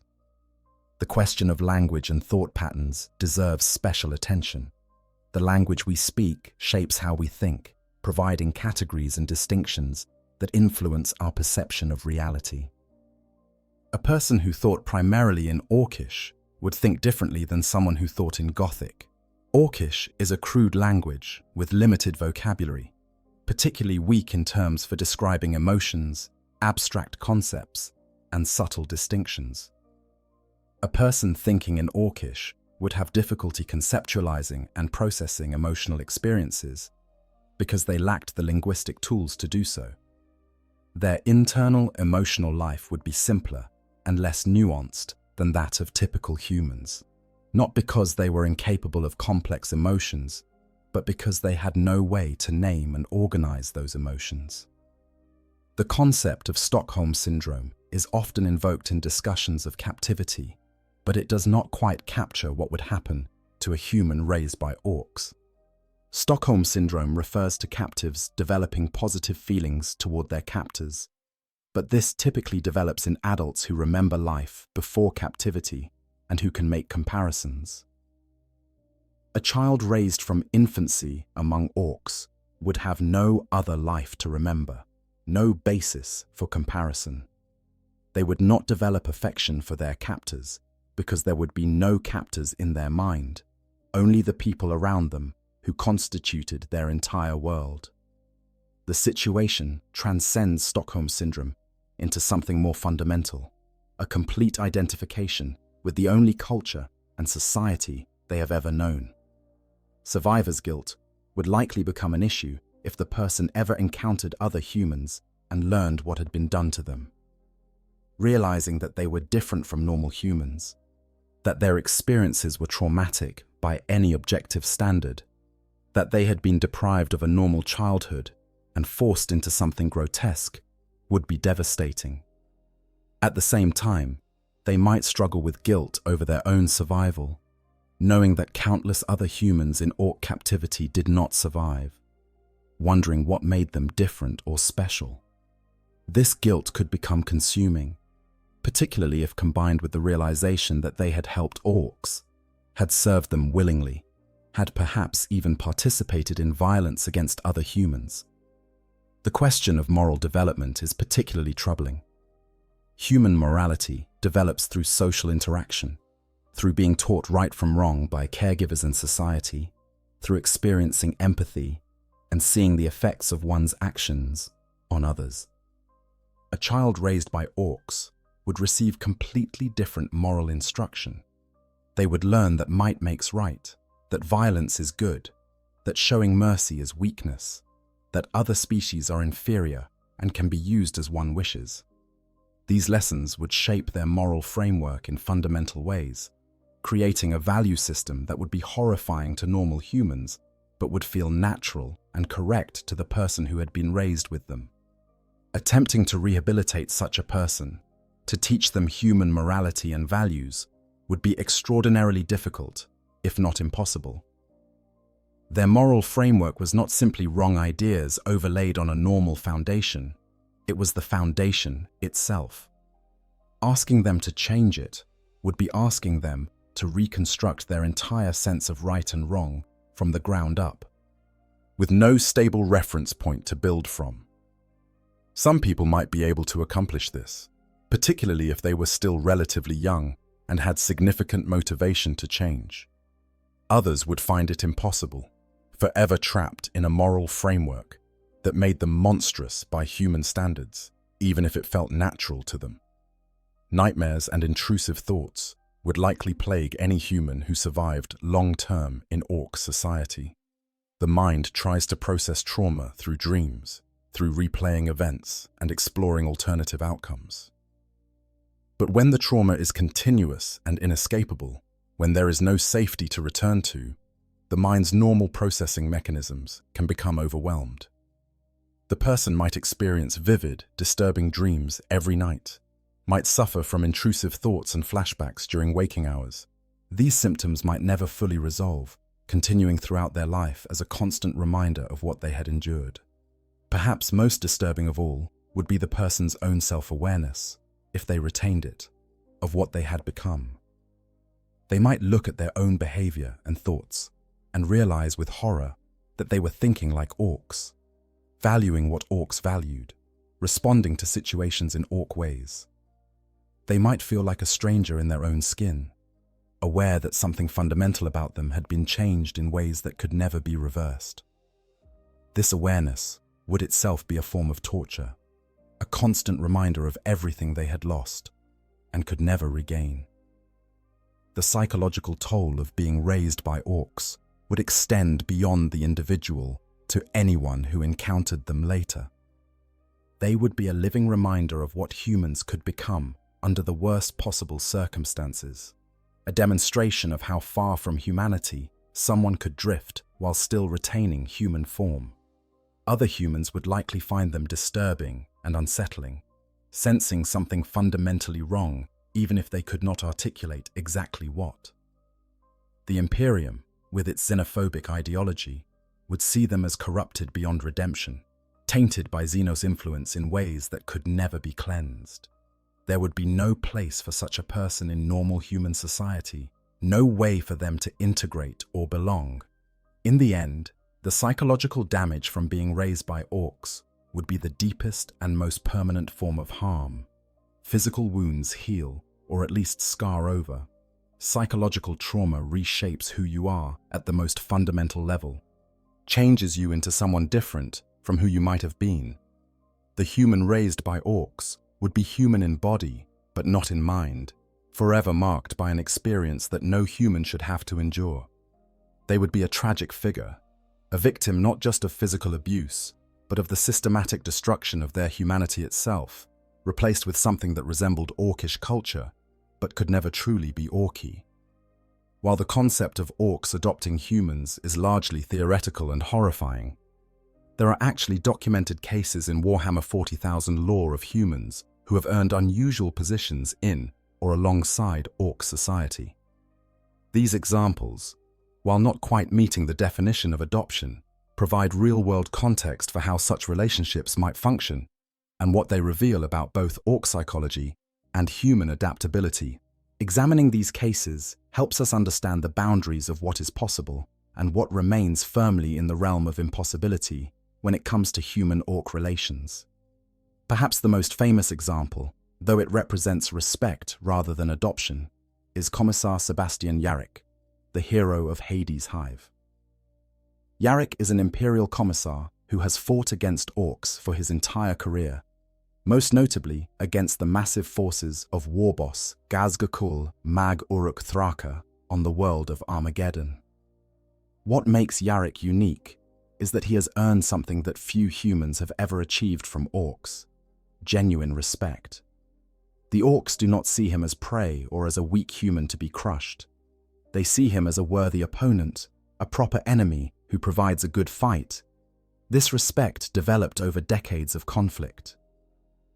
Yarrick fought the orcs at Hades' Hive in a siege that lasted for months, using every cunning tactic and brutal strategy at his disposal to hold back the green tide. He personally killed orc war bosses in close combat, wielding a power claw he had taken from a dead orc as his signature weapon. He was wounded countless times, but refused to die, his iron will keeping him alive through injuries that would have killed lesser men. Most famously, he lost an eye in battle, but replaced it with a bionic that could fire laser blasts, turning his injury into a weapon. The orcs, particularly Gazkul himself, came to see Yarrick as the greatest human warrior they had ever encountered. They told stories about him, embellished his exploits, and came to believe that he was unkillable. Because orcs' belief shapes reality, this reputation actually made Yarrick harder to kill, his legend becoming a kind of armor through the Gestalt field effect. Gazkul reportedly spared Yarrick's life on several occasions, not out of mercy, but because killing him too easily would not be a proper end for such a worthy foe.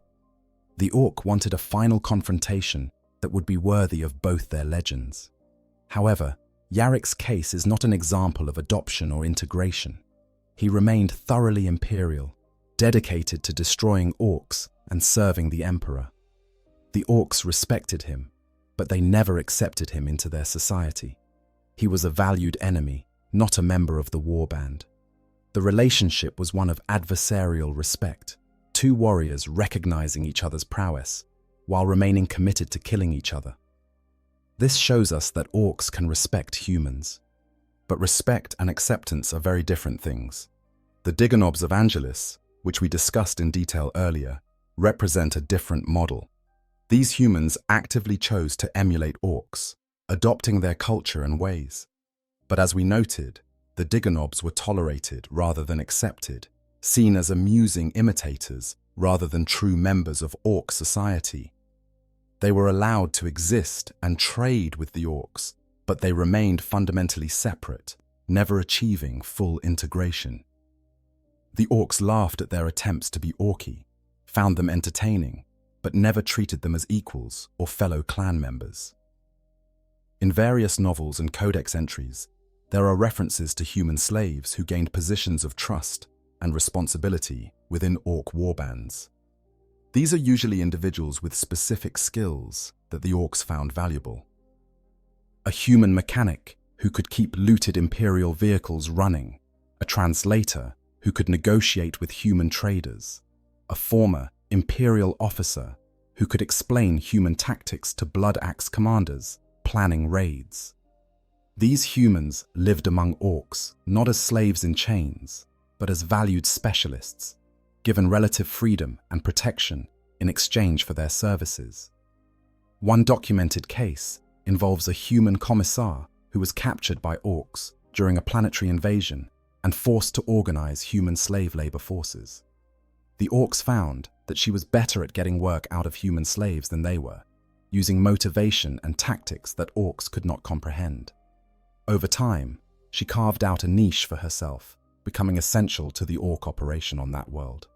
By all accounts, she was considered a traitor by the Imperium, but she had secured her survival and even a measure of status by making herself indispensable. However, this was still a relationship based entirely on utility, not any kind of familial bond or genuine acceptance. The Last Chances series, which follows an Imperial penal legion on dangerous missions, includes references to occasions where Imperial forces and orc freebooters worked together against common enemies. These were temporary alliances of convenience, usually brokered by blood axes or freebooters, who were willing to work with anyone if the profit was right. The relationships were uneasy and often ended in betrayal, but they demonstrated that cooperation was theoretically possible under specific circumstances. However, these were military alliances between forces, not interpersonal relationships between individuals. The novel Ghazghkull, Prophet of the Green Crusade, provides insights into how Ghazghkull and his followers think about humans and other species.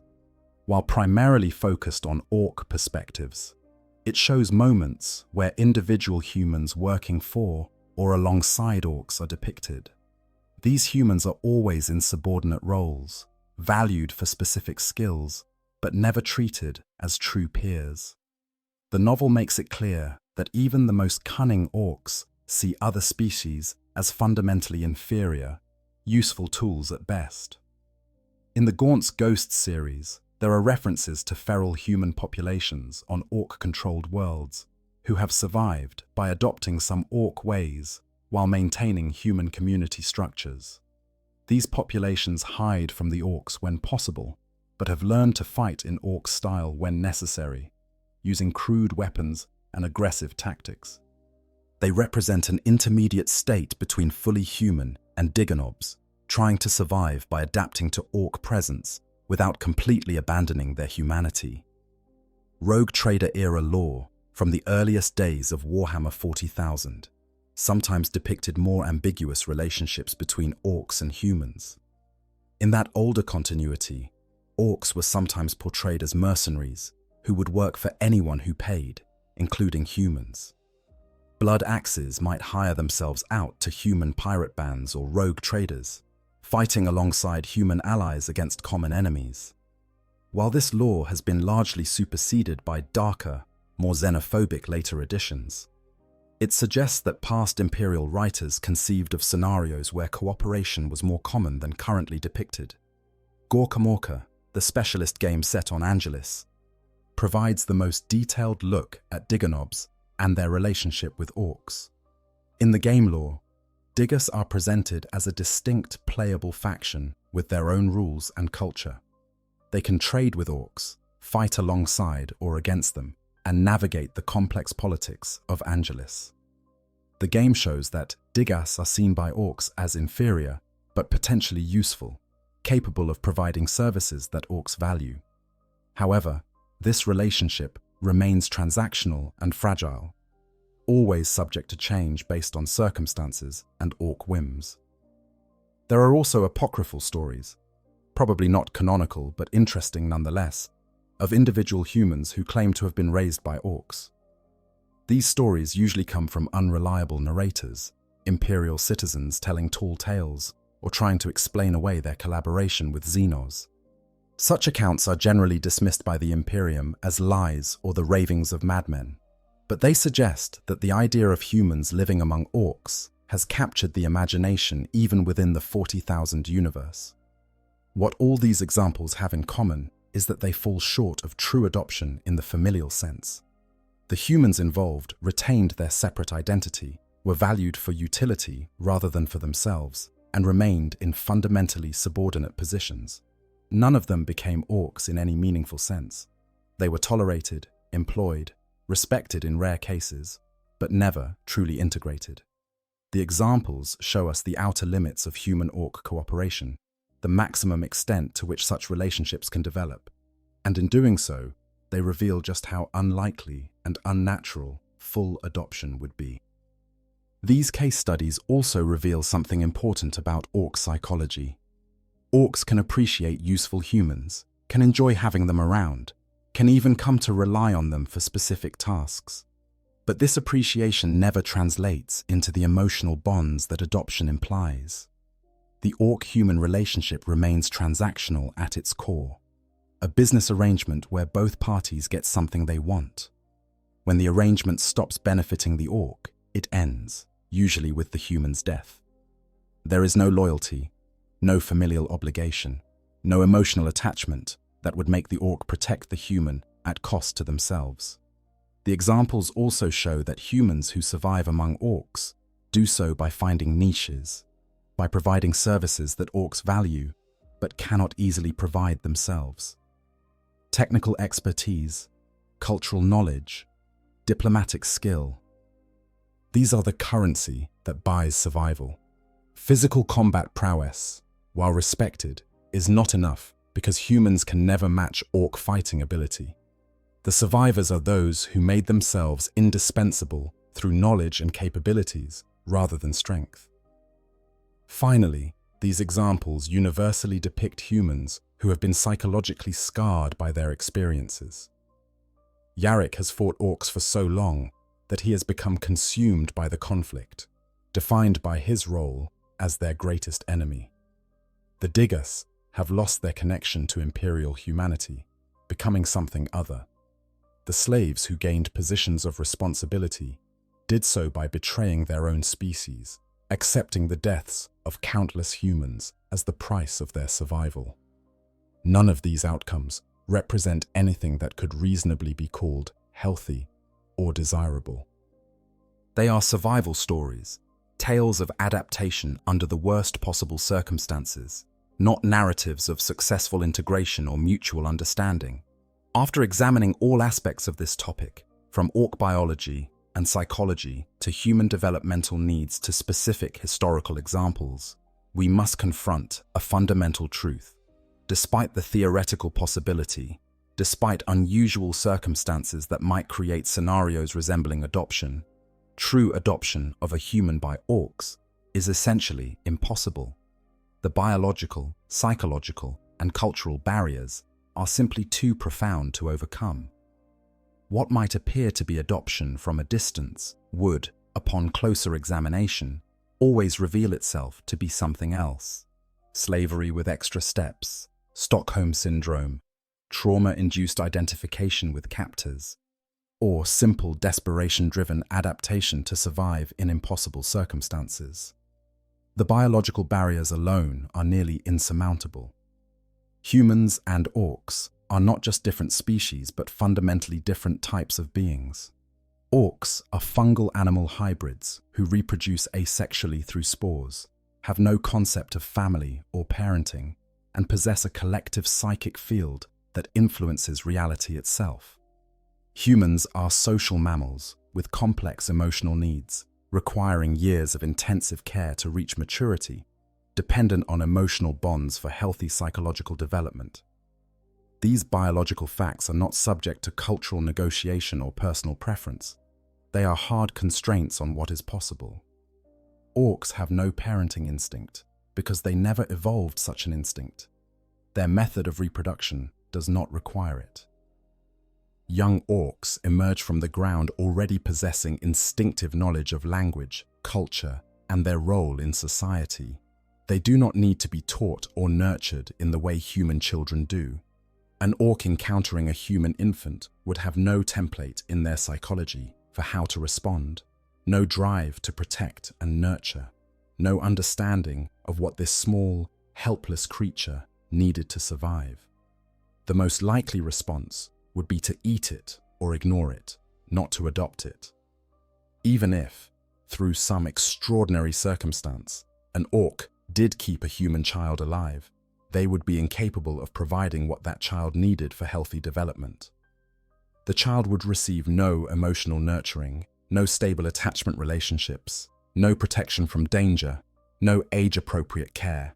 They would be left to survive as best they could in an environment designed for creatures much larger and tougher than themselves. This is not adoption, it is abandonment, with the child simply happening to be in the presence of orcs, rather than being truly alone. The psychological barriers are equally formidable. Orcs do not experience love, empathy, or protective instincts toward the weak. These emotional capacities simply do not exist in orc psychology. They were bred out by the old ones, or perhaps were never present to begin with. Orcs feel excitement in battle, satisfaction in domination, amusement at others' misfortune, but nothing resembling parental love or the desire to nurture children. Asking an orc to adopt a child is like asking a plant to play chess. The capacity required for the task simply is not present. Humans who live among orcs might project familial feelings onto their orc companions, might convince themselves that they are part of a family unit, might interpret tolerance and occasional protection as signs of affection. But this would be entirely one-sided, the human creating a narrative to make sense of their situation that had no basis in the orcs' actual thoughts or feelings. The orcs, to the extent they thought about the human at all, would see them as a useful object or amusing pet, nothing more. The cultural incompatibilities are just as severe. Orc culture revolves around violence, hierarchy based on size and strength, and the constant proving of worth through combat. Human culture, even in the brutal Imperium, includes concepts of mercy, fairness, protection of children and the weak, and complex social relationships based on factors beyond mere strength. These cultural frameworks are mutually incompatible. A human trying to thrive in orc culture would need to abandon most of what makes them human. An orc trying to adopt a human would need to develop traits and behaviors that are completely alien to orcish nature. Consider what adoption actually means in human terms. It means taking legal and emotional responsibility for a child, committing to provide for their physical and emotional needs, protecting them from harm, guiding their development, and preparing them for adult life. It means loving them not for what they can do for you, but simply because they are your child. It means putting their well-being ahead of your own convenience or desires. None of these things are things orcs do or are capable of doing. The very framework of adoption is based on emotional and social capacities that orcs simply lack. The human child in such a situation would grow up profoundly damaged, lacking all the developmental inputs that humans need to become healthy adults. They would suffer from reactive attachment disorder, complex PTSD, and likely a host of other psychological disorders resulting from severe neglect and abuse. They would have no template for normal human behavior, no understanding of human emotions and relationships, no connection to their own species. They would be human in form, but orkish in thinking, unable to integrate into either society properly. The Imperium's response to such an individual, should they ever encounter them, would be swift and merciless. The Imperial worldview has no room for humans who have been corrupted by Xenos influence. There would be no attempt at rehabilitation or reintegration. The person would be viewed as a traitor and Xeno-lover, someone who had abandoned their humanity and accepted Xenos ways. The punishment would be execution, probably after extensive interrogation, to extract any useful intelligence about Ork society and capabilities. The Imperium does not save people who have crossed such fundamental lines.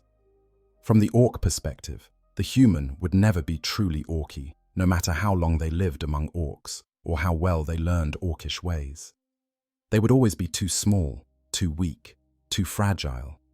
They could never participate in the constant violence and posturing that determines status in Ork society on equal terms. They would always be working with a fundamental handicap, relying on cleverness and utility rather than strength and size. This would create a ceiling beyond which they could never advance, forever marking them as inferior even if they were tolerated or valued.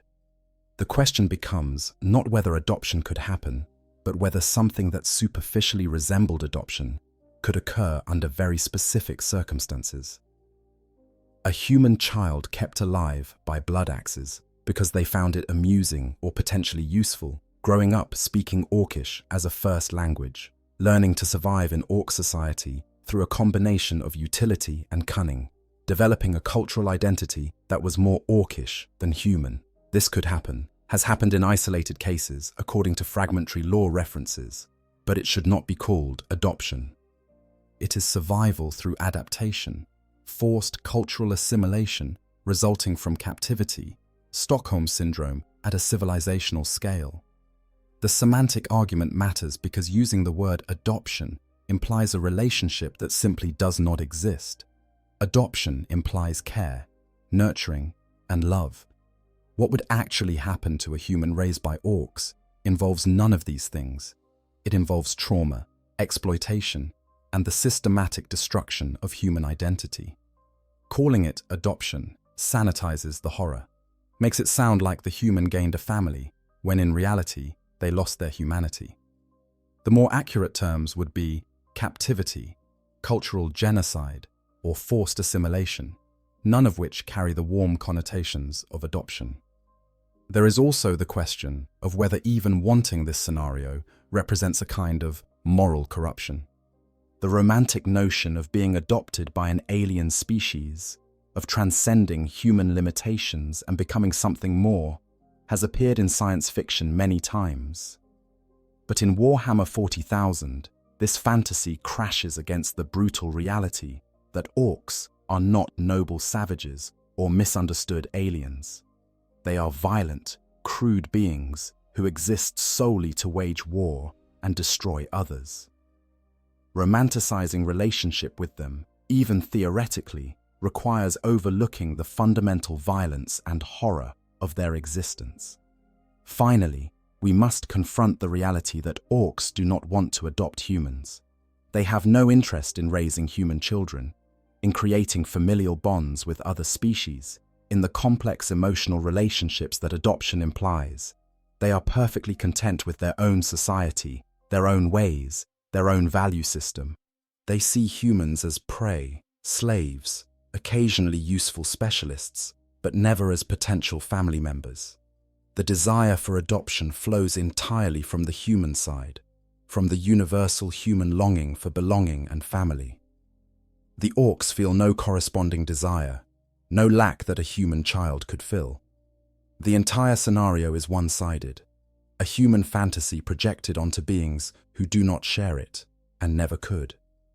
In the end, the question, can Orks adopt a human, must be answered with a definitive no. Not because it has never happened in some technical sense, but because the word adoption implies relationships and emotional bonds that are fundamentally incompatible with orc psychology and biology. What can and occasionally does happen is that humans survive in orc society by making themselves useful, by adapting to orc ways, by learning to think and act in orcish patterns. But this is not adoption. It is survival through transformation, the systematic replacement of human identity with something that can function in an orc environment. The result is not a human who has been adopted by orcs, but a human who has been broken and remade into something that resembles an orc in all the ways that matter while remaining biologically human. It is one of the most profound violations of human identity imaginable, a fate that in many ways is worse than simple death. We have explored one of the most unlikely and disturbing scenarios imaginable in the Warhammer 40,000 universe. The idea of a human being adopted by orcs forces us to confront the fundamental incompatibilities between species, the limits of cultural adaptation, and the profound psychological damage that results from trying to survive in environments completely unsuited to human flourishing. It is a topic that reveals much about both orc and human nature, about the boundaries of identity, and about what it means to be human in a galaxy that is overwhelmingly hostile to human life. What makes this scenario so compelling to explore, despite or perhaps because of its horror, is that it tests the limits of human adaptability. Humans are famous for our ability to survive in diverse environments, to learn new languages and customs, to integrate into different societies. We are social chameleons, capable of remarkable plasticity in our behavior and thinking. The question of whether a human could adapt to life among orcs pushes this adaptability to its absolute breaking point and likely beyond. It asks whether there are environments so alien, so fundamentally incompatible with human needs, that adaptation becomes indistinguishable from destruction. The answer appears to be yes. A human can survive among orcs, can learn their language and customs, can even earn a place in their society through useful skills. But the cost is everything that makes them human in any meaningful sense. Their emotional life, their moral framework, their sense of identity, their connection to their own species. All of these would be systematically stripped away or warped beyond recognition. What remains would be human in form, but orcish in thought, a tragic figure belonging fully to neither world. This exploration also reveals something important about orcs themselves. Beneath their comic appearance and crude humor, orcs are profoundly alien beings.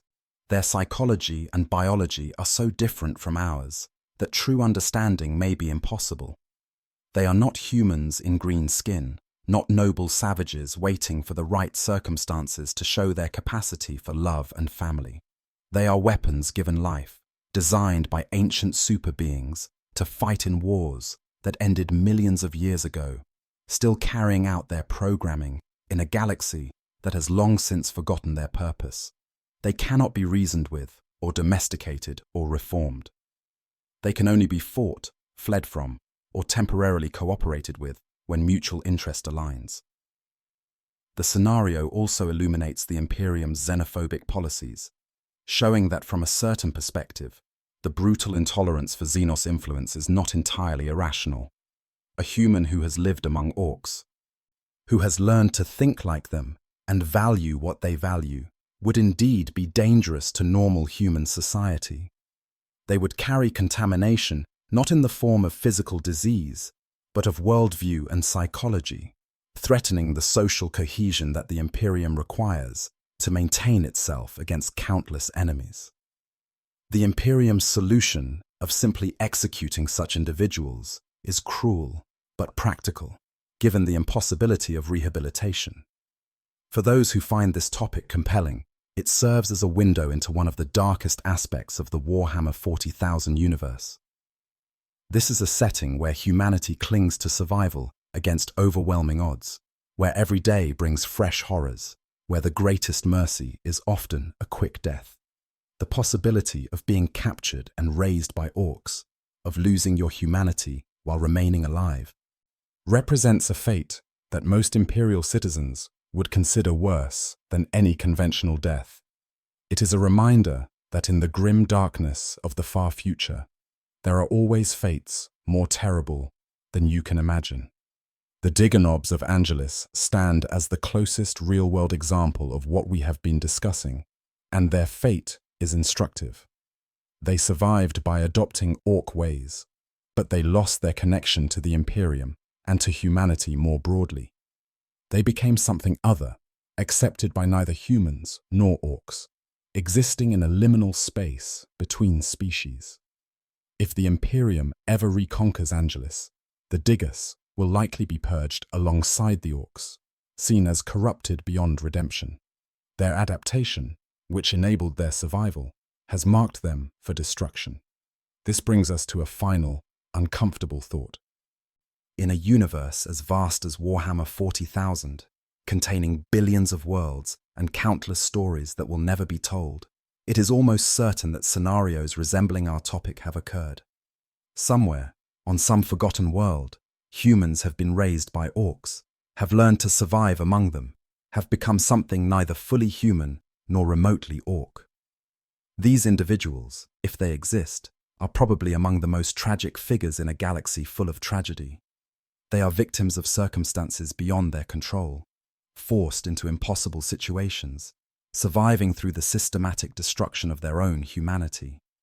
Their stories, if they could be told, would be tales of horror and loss, of adaptation, taken to its most extreme conclusion, of the price paid for survival, when survival requires abandoning everything you are. They would not be adventure stories or tales of triumph over adversity. They would be tragedies in the truest sense, narratives of good things destroyed by forces too powerful to resist, of potential never fulfilled because circumstances made fulfillment impossible. And yet, even in contemplating such horror, there is something darkly fascinating about the resilience of the human spirit. That a person could survive such circumstances at all, could retain enough cognitive function to be useful to their captors, could learn and adapt and find ways to keep living, speaks to a fundamental toughness that is remarkable even if the results are tragic. Humans are survivors, and we will find ways to survive even in conditions that should by all rights kill us. The question is whether survival under such circumstances is worth the cost, and whether what survives can still meaningfully be called human. In the Warhammer 40,000 universe, where there is only war and the laughter of thirsting gods, the answer to that question is deliberately left ambiguous. The setting revels in moral grays, in situations where every choice is terrible, and the best you can hope for is to delay the inevitable. A human raised by Orks embodies this ambiguity perfectly. They have survived, which is an achievement. But they have survived by becoming something that both the Imperium and the Orks would consider abomination, something that should not exist, something that challenges the fundamental categories by which both societies organize reality.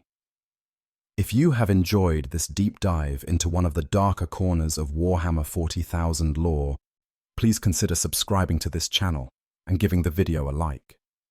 It helps the content reach other fans who share an interest in exploring the truly bizarre possibilities that this rich universe offers.